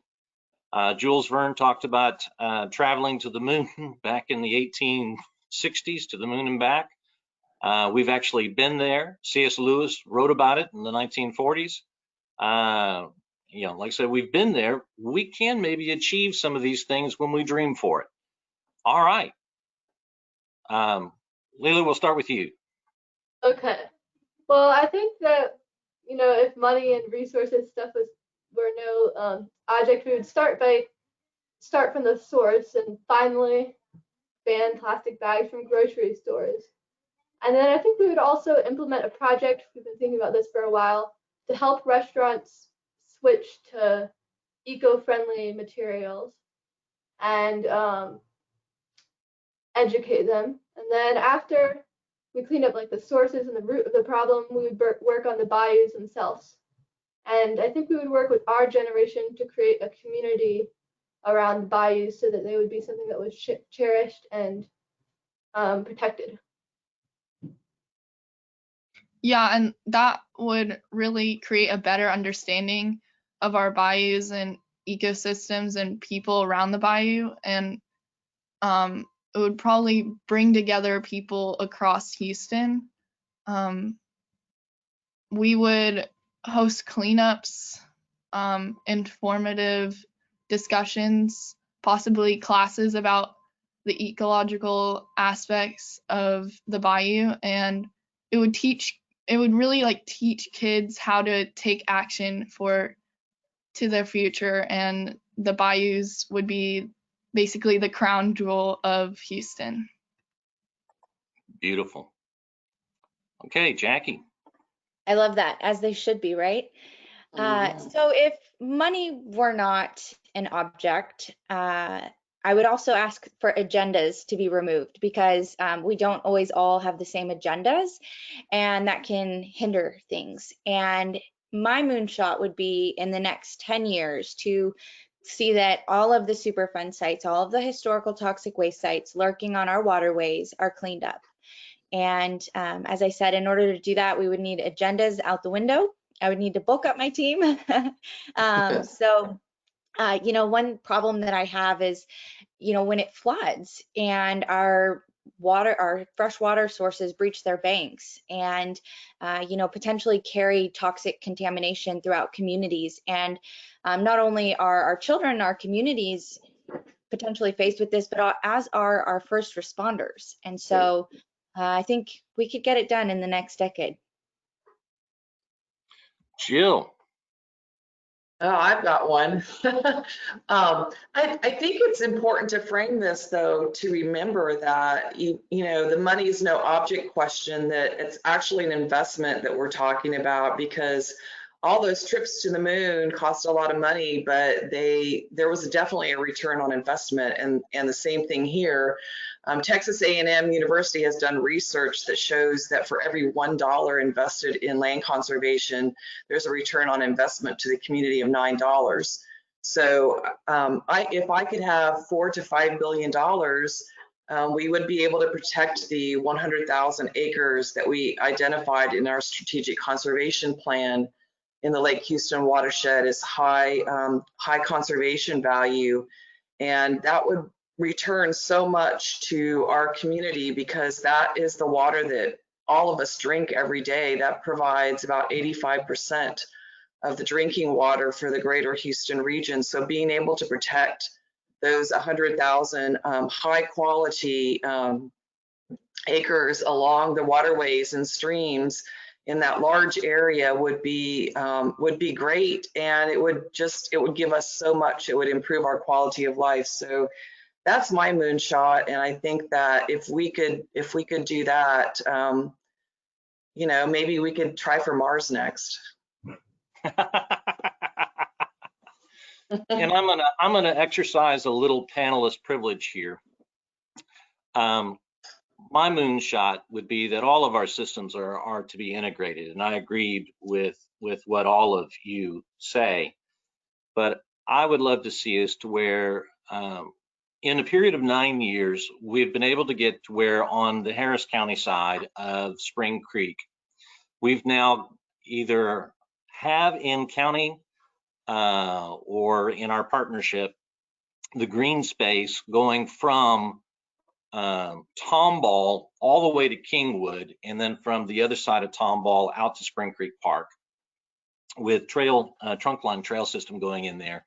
We have about 85% of one side or the other of Cypress Creek. And with our flood bond that came in, we're under track of being able to acquire more of that green space. 9 years ago, we were in a drought, and people were being very critical of us buying all of this green space along our creeks and bayous because we did not need that. And I actually took quite a bit of heat for for that passion. And then when the drought ended and we had the 5/600-year flood events, the 3 500-year events, and the 2,000-year event with Harvey, people were wanting to know, well, why didn't you buy more of that stuff back in those days? Because that's where the water goes when the rain falls. And I would like to see us to complete that green space acquisition along our bayous. And in my next little segment, and I don't know if they're going to want me to try to log off and log back on again so y'all can hear my face, but I do have some slides so y'all can see some pictures. I'll talk a little bit about the biodiversity that we are able to experience in our bayous here in beautiful Harris County, which, you know, Harris County is an amazing place. We have 33 cities. City of Houston that we've done a lot of work with is the largest, obviously, of our 33 cities here in Harris County. 7 of those cities /8, if you count the unincorporated Harris County. There are more people that don't live in the city of Houston than do live in the city of Houston and Harris County. We are larger than 27 states. And so this is an amazing place to work, live, and breathe. And we are so blessed that we have so many natural resources that are still available to us. Yet we have a long ways to go if we want to preserve them so that we can maintain the quality of life, so that when Carolyn and Leela are my age, they can be smiling at the great work that have been done for the generations that came and flowed after them. I think that at this point in time, I'm told that my audio is working good, and they recommend that we don't have me log off and log back on again. Would y'all mind if I transition now to my little slide? I know that we're trying to keep the trains running on time, and it is 11:20, and I think that I'm going to try. Do we have any questions for this panelist? I don't see any questions for this panelist. I must have done a good job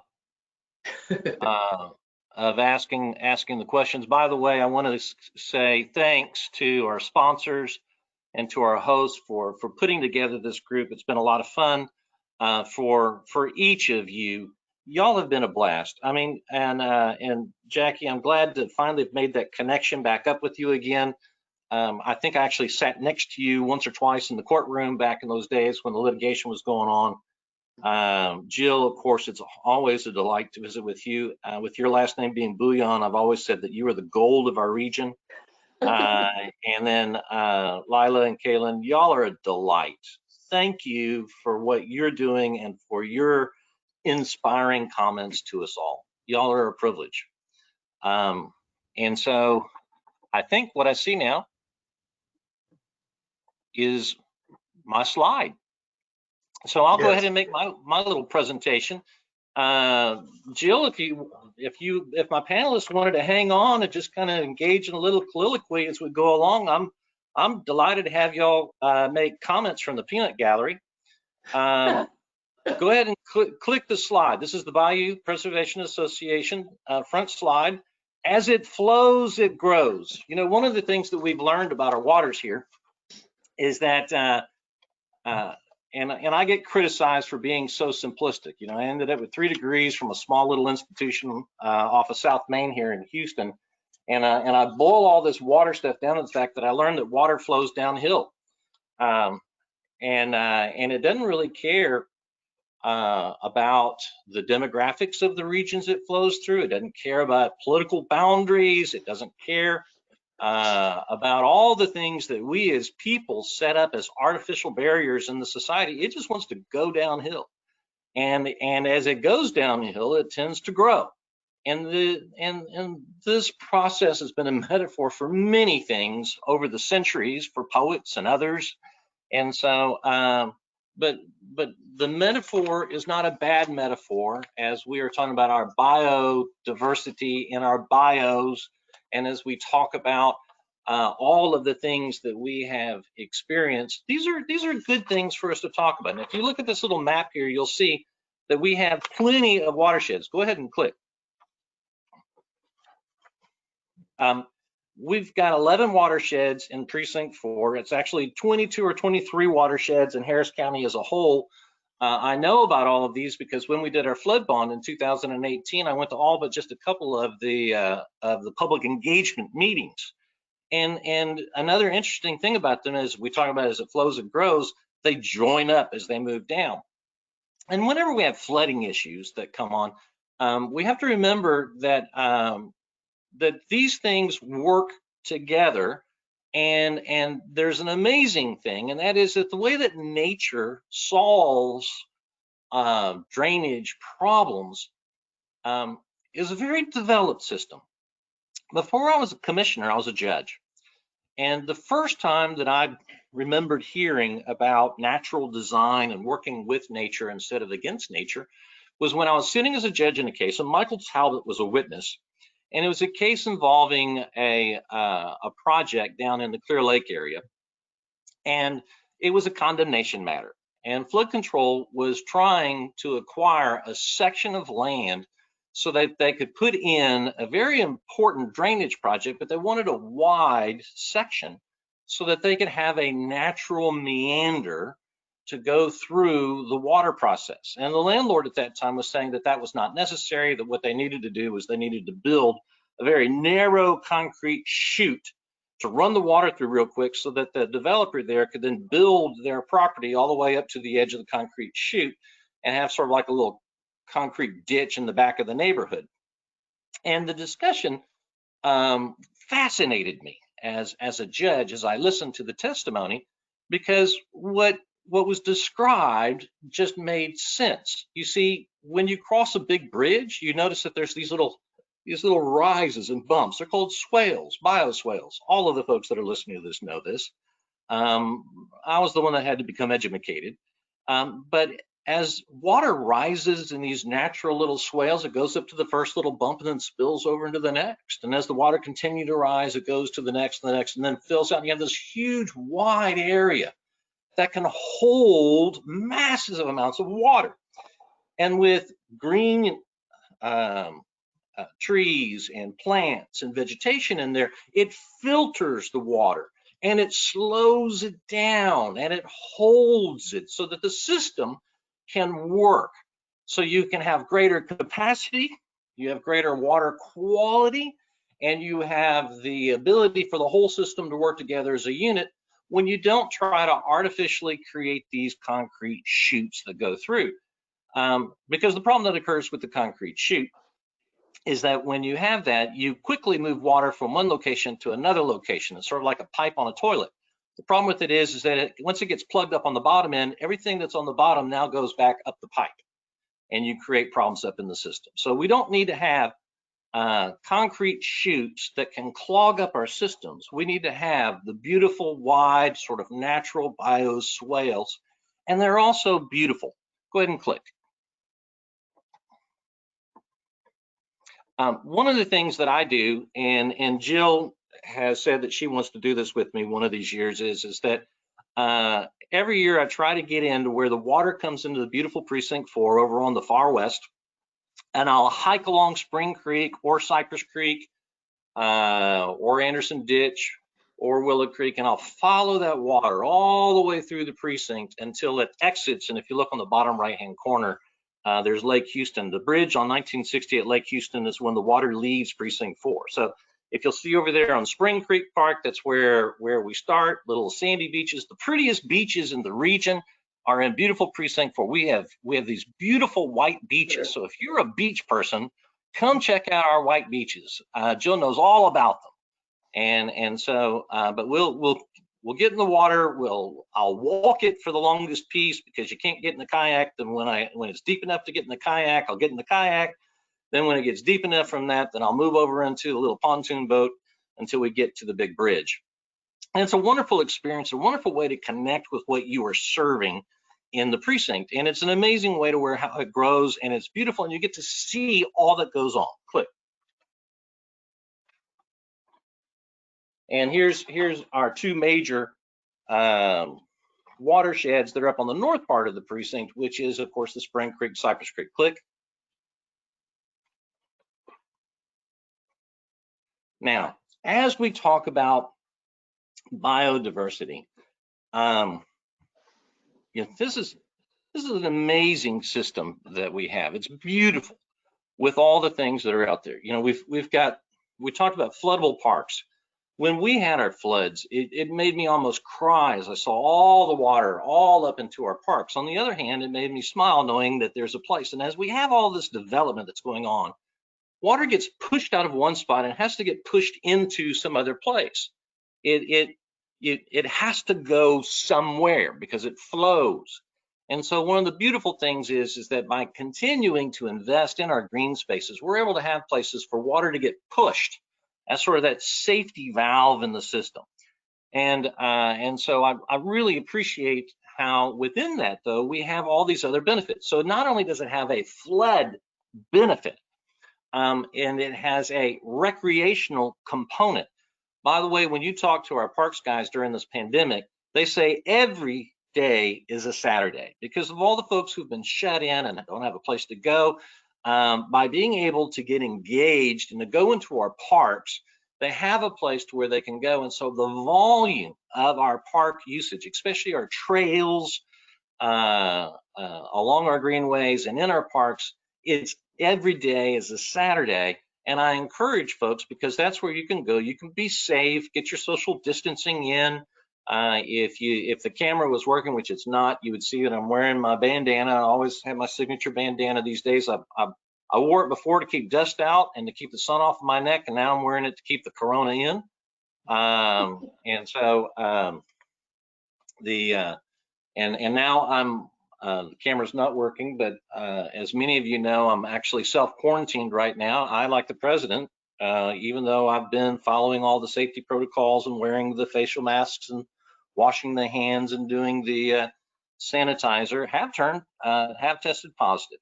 My wife is not, my kids have not, my staff is all tested, they're all negative, but somehow or another, maybe from the Taco Bell bag that I picked up along the way, I picked up the virus. But I'm feeling good, but I'm taken seriously. So as we look at the screen, you see that we have our floodable parks. And one of the things that I wanted to talk about on the floodable park concept that was mentioned earlier, I made a trip to Shangri-La a while back.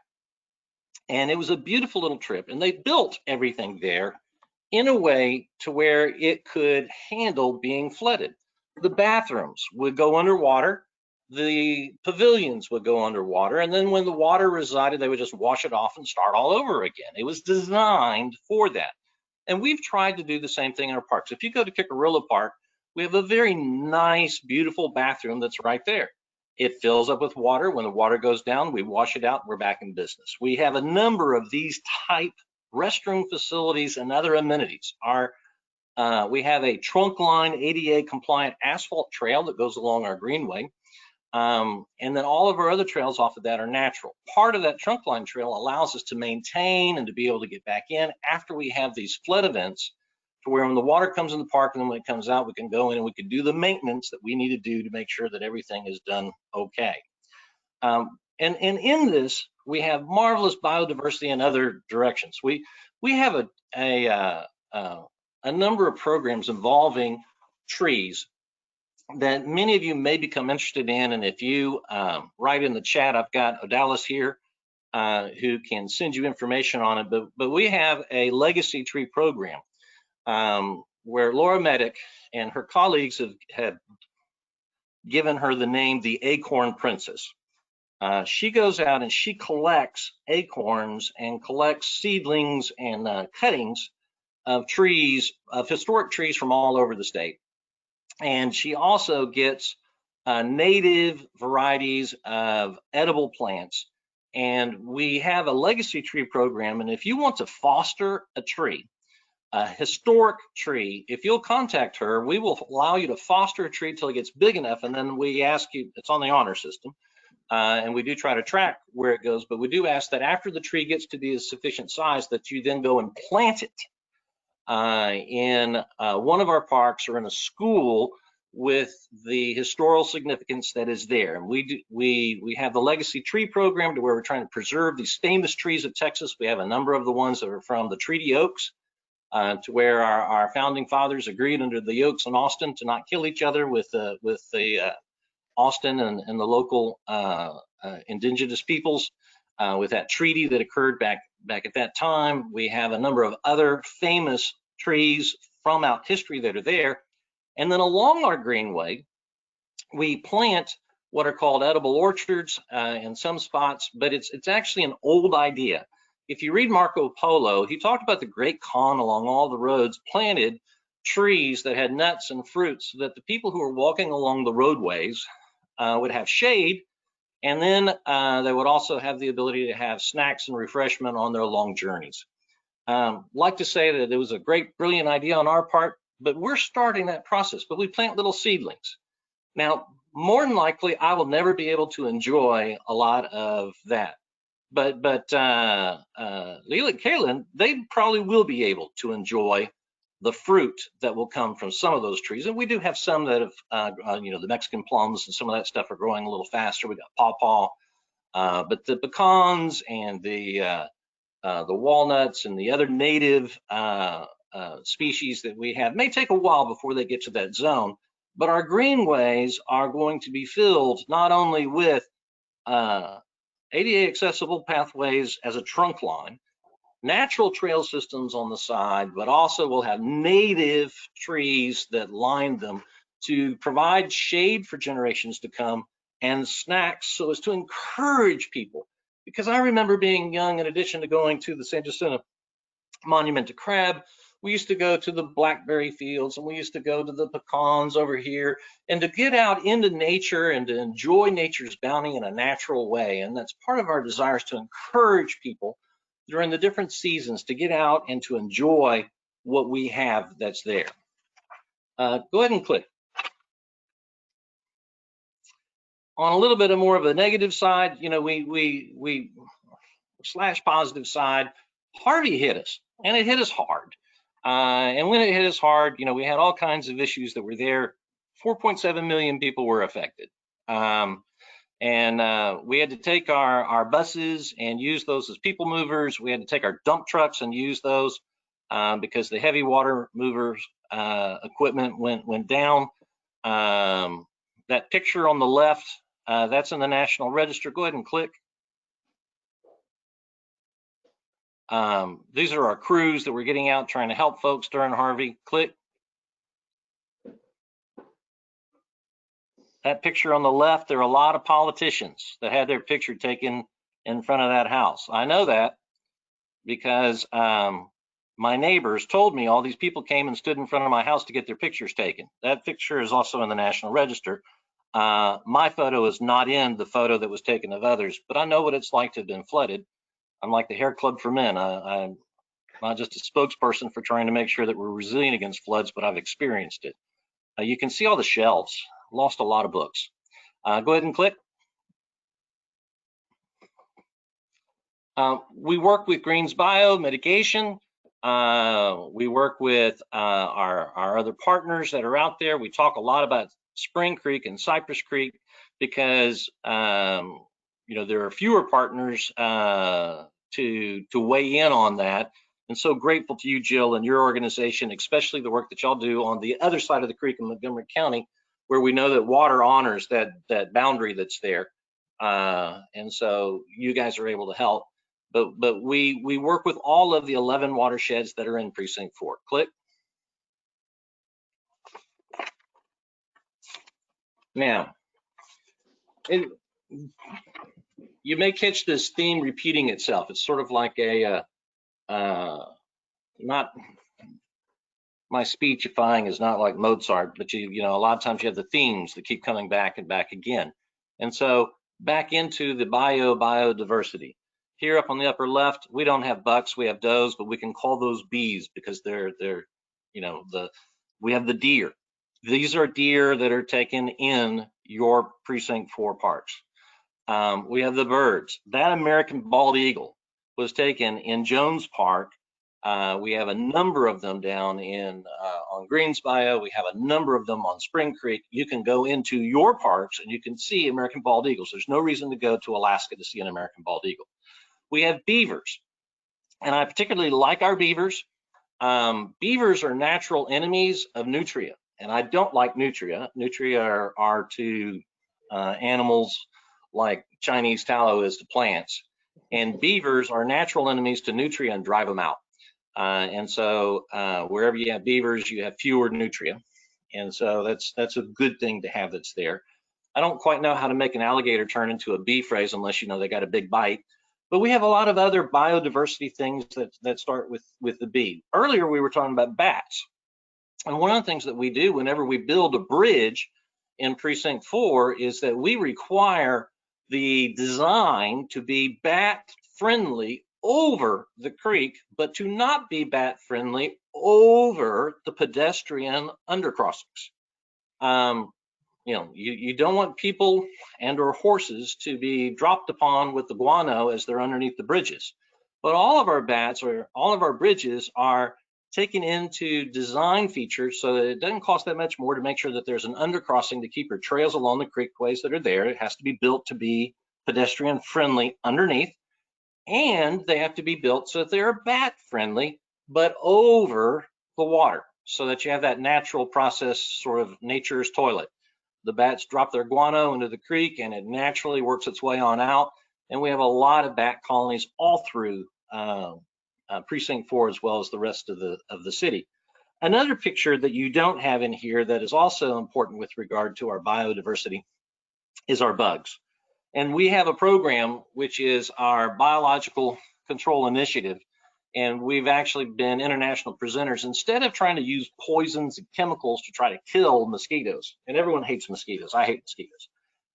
And most of the mosquitoes that bring diseases and have the disease vectors to us here in Harris County are invasive species. The Aedes albopictus or the quints that bring the differing fevers, and most of them are also container breeders. And so where there's a tire, or where there's that kid's pail that's left in the backyard, or where there's that bit of trash that has that container property, these invasive species really load up into those areas. But we have a native species called a Toxorhynchites, and we call it the Texas assassin. Sometimes it's known as the elephant mosquito, and it's got a cool life cycle. When it is when it's an adult, it's a hippie. All it does is it flies from flower to flower, pollinating the flowers. It doesn't bite humans. It's all about peace, making love, and having babies. It is the quintessential flower child insect of the world. Now, but once that baby, which is laid into those containers, because this is where they like to breed, they lay their eggs in the containers where those invasive species like to lay their eggs. And when their raft hatches, the babies are not at all like the parents. It's like predator. They are vicious creatures. And the first thing that they start to do is they start to eat all of the invasive mosquitoes in there. They eat everything that's in there. And then after they eat all of the invasive mosquitoes, then, and this is nature's way of keeping them from taking over the world, they start to eat themselves until only one flies out, like Survivor or Hunger Games. So only one comes out, but once it comes out, it's a hippie. It's had its lifestyle of blood and destruction, and because it's eaten all of its protein in the earlier life stage, it does not need to bite humans to get the blood in order to have the proteins in order to lay its eggs. It's already got its protein from its earlier vicious life.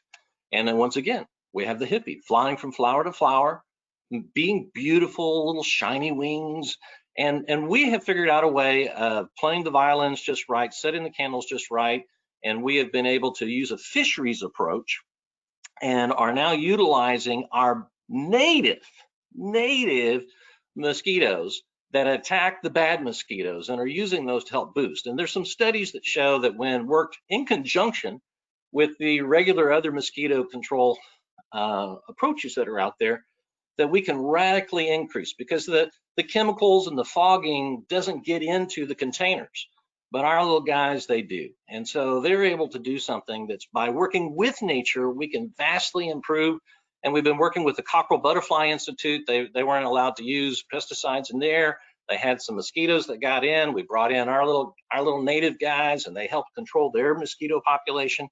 And so we have amazing biodiversity. And in our biocontrol initiative, we've got some other things. I call them the sea monkeys. I'm going to get a nasty email later on, because that's not what they are, but they're a creature that they dry up and you can throw them in the storm ditches, and when the water comes, they hatch and they eat the mosquitoes that are in there native. We've got what I call the mermaids, which is a kind of worm, a myrmidon, similar type process to where we're able to use nature to help control nature. And by using a fisheries process, we're able to do some research to where we can try to stay on top of these invasive type things to boost our immune system as it was in a natural way, helping our native populations to stay ahead of the curve against our invasive populations as we go forward. Click. I want to talk a little bit about vision. 1910, 1912, this map was drawn by a fellow by the name of Comey. And his book, you can get at the Houston Library. I think you can get it also in the Harris County Public Library. And I've got a copy somewhere. It's amazing. This guy in 1910/1912 looked into the future and had an amazing vision of what would occur. And in fact, his projections on the growth of the Houston/Harris County region are fascinating. But he proposed green space approaches to being able to help to solve the flooding. And one of the things that we forget is that flooding in Harris County in our region is cyclical.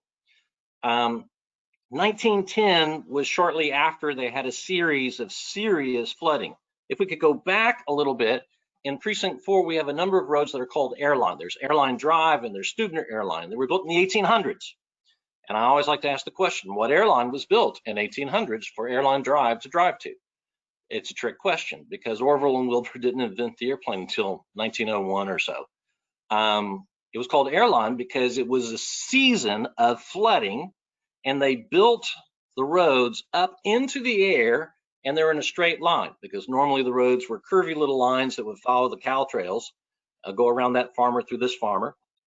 And because of the airline, it was straight up in the air, and it was a line so they could get their goods to the market, not be flooded in and have their crops go bad. And so that was in the 1800s. Roughly 40 years after that, we kick into the 1900s, and we had the flooding.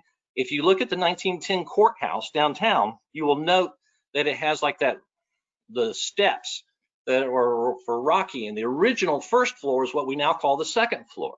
Why? Because that was built in a wet season, and that whole region would flood regularly, and so it was built to be designed to withstand the flooding. Then we come in, click, into the 1930s, late 30s, and we have a guy by the name of Rafferty. Now, he died, but he came up with the plan because it became another wet season on what was going on how we can try to create a triple corridor flood control plan to try to protect the Houston Ship Channel, but also to protect the city and to create, and this is where you hear about the 3 reservoir concepts. Click. The Corps of Engineers got involved, and they took that plan and they put it in a very similar idea in the 1940s. Click. And then there's this concept of needing to have, and we built 2, but the idea was originally to have 3 big reservoirs to try to help in our flooding. But the problem with the idea is that the Rafferty plan and the Corps plan, where that reservoir would be in a spot right now to where there's hundreds of thousands of people that live. Be kind of hard to move them all. And we've progressed a little bit in our understanding of how the reservoirs could or should work. Click. So I'd like to diverse for a minute and talk about lessons from the Dutch. Click. We've all heard the story of the little Dutch boy who, you know, they had the little dike, and he put his finger in the dike to save the town, to keep the dike from spilling, because much of Holland was flat and they were holding the sea at bay. And the, go ahead and make a click. The math of that of Holland is that instead of doing flood control to where they try to dig a hole in an area that's already below sea level, they went wide. It's called make room for a river. If I had my friend Cliff here, he would pronounce it in the Dutch for us. And when he says it in the Dutch, it sounds like which almost sounds like make room for a river. For those of you who can speak the Dutch. But we know from school that you can hold the same amount of water, 1 inch by 10 inch by 1 inch, holds the same amount as 1 inch by 1 inch by 10 inch. And so instead of working against nature, why not work with nature?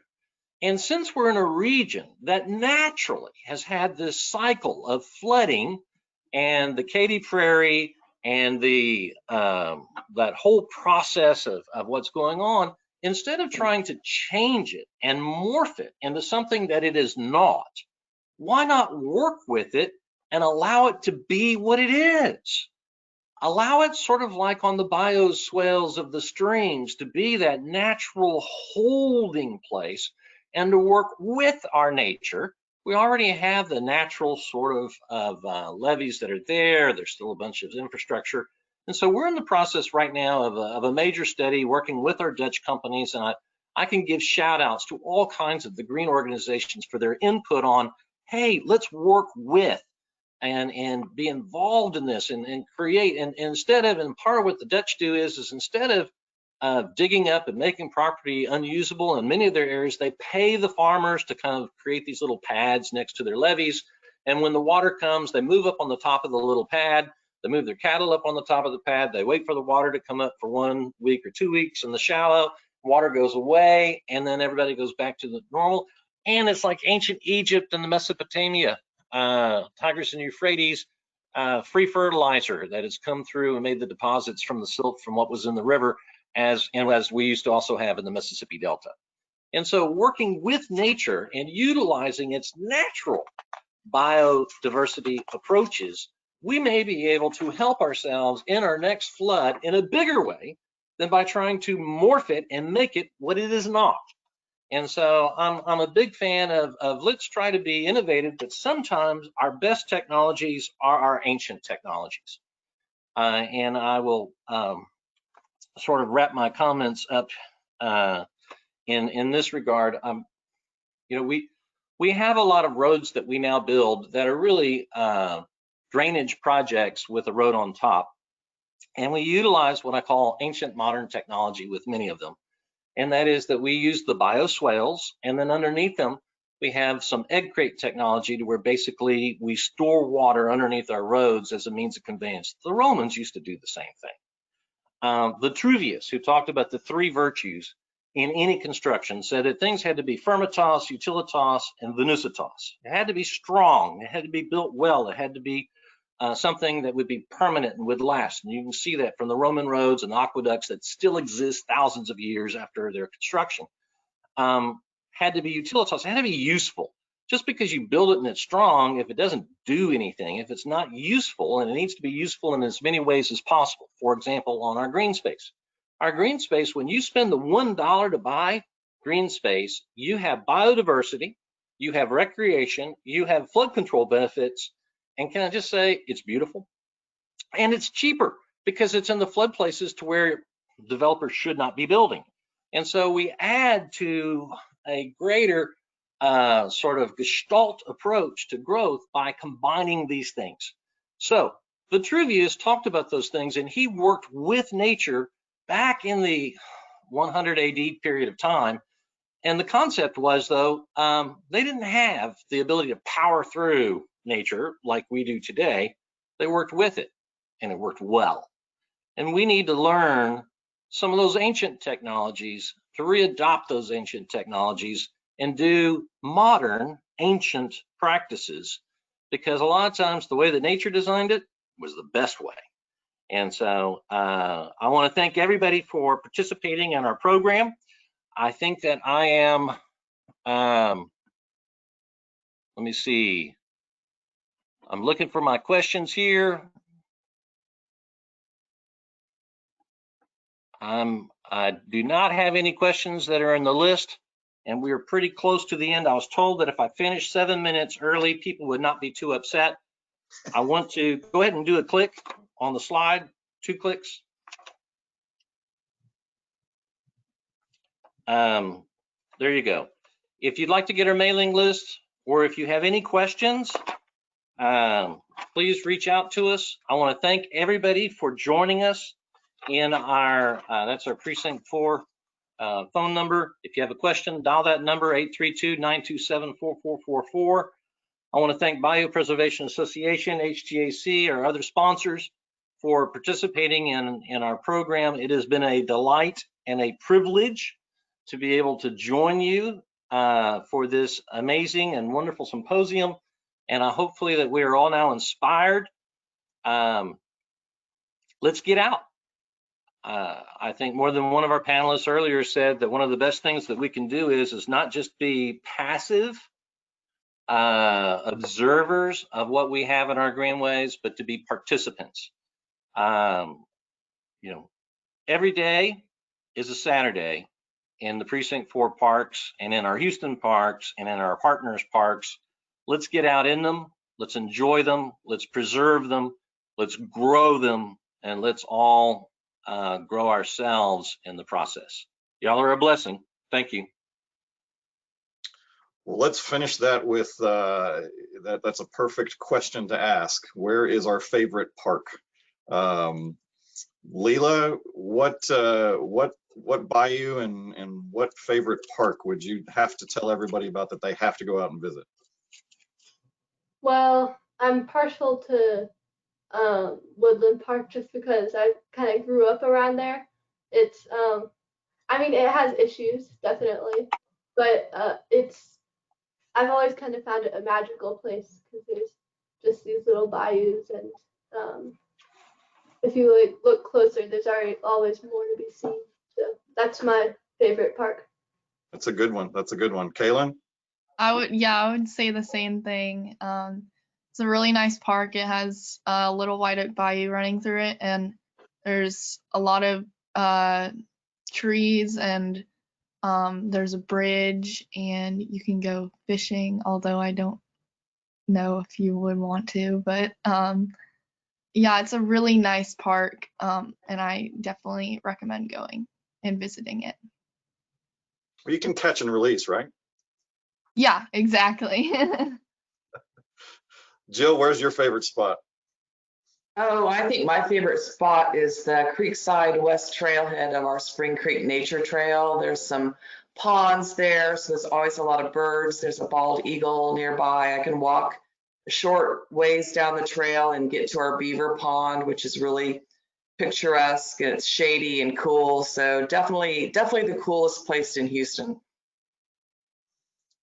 I grew up down in Clear Lake area, and I am the same age as the wonderful Armand Bayou Nature Center down there, and it was founded the same year I was born, and so I have always had this soft place in my heart for the way that the Armand Bayou Center treated the forest. They have these wooden planks that go through the forest, so you don't walk on the ground, you walk on the planks, so you don't disturb the forest. I've always remembered that. Commissioner, have you got a favorite spot?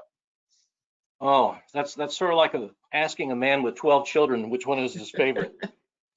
But I'll tell a story since I've got Jill here. You know, we have the Bender Lakes, and the Bender Lakes are along Spring Creek, and we have our trunk line trail. You can go and you can see them, and they're beautiful. But the lost gold of the conquistadores is allegedly in one of those lakes. The conquistadores came through in the 1500s, and they got attacked by the local Indians, and they had their gold with them. And so they tossed the gold into one of these Bender Lakes and then made their running battle through the forest. And when the battle was concluded, they came back to the Bender Lake to get their gold out, and they couldn't find it because the lakes were bottomless and they could not find their gold.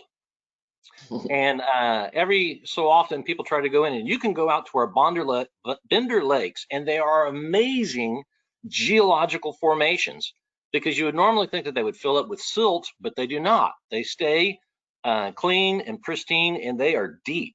You can go and fish, and when you toss your line out, we have Boy Scout projects that have got where they recycle the monofilaments. But if you fish, you throw your line out there and it just goes straight down. They're really not bottomless, but they're almost bottomless. And so people have tried to find this lost gold of the conquistadores. But I will tell you, and poor Jill has heard me tell this story so many times, she could do it better now than I can. But I will tell you that I have found the lost gold treasure of the conquistadores, and it is the lakes themselves. Because when you go out there and you stand on their shores and you look out at how beautiful they are, it is a treasure beyond imagining. The lost treasure of the conquistadores is not lost to us. All we have to do is just get out and go look at it. Can't be true enough, and I can't thank this panel enough for finishing this year's symposium on a flourish. I'd like to thank Leela and Kaylin, Jill and Jackie. I want them to imagine right now that you're getting a standing ovation from the audience. You are all inspirations, and we hope that each of you let us at Bayou Preservation and also everyone in the audience know how we can help and partner with you in the future. And Commissioner Cagle, you're definitely the senior statesman and storyteller, and we thank you very much for joining us again. So at this time, I'm going to ask our President and CEO, Sarah Bernhardt, to join me on screen. We've had a couple of fabulous days here at our symposium. I mean, the depth and breadth of our presentations this year has been really outstanding. I can't count the number of things that I wrote down in my notes of little tidbits and catchphrases, and this has been a really wonderful 2 days, hasn't it?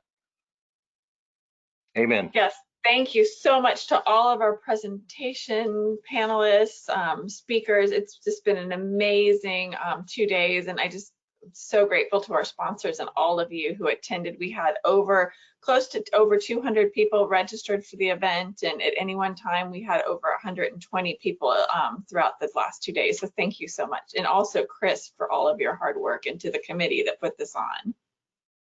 It's really my pleasure. These events every year are they're just a joy, really, to put on and listen to everyone's comments and presentations. We learn quite a bit, as I've mentioned yesterday. The association really looks at this as our largest educational event, but we learn a lot from this, and where we need to put ourselves out in the community, where we need to focus attention, what we need to focus attention on, and also keep growing our relationships, because this is all built on great relationships, and the presenters that we've had are exemplify that, frankly. And again, as Sarah said, a wonderful couple of days and great presenters, great sponsors. We thank everybody, and I believe at this time we're going to let everyone go. See you next year. If we can't be in person, we have certainly learned a lot of how to do this virtually, and I think this came out really, really well. We thank HGAC once again for being the backbone for all of this. That is it, folks. Thank you so much once again. We are adjourned. Bye, everyone. Thank you.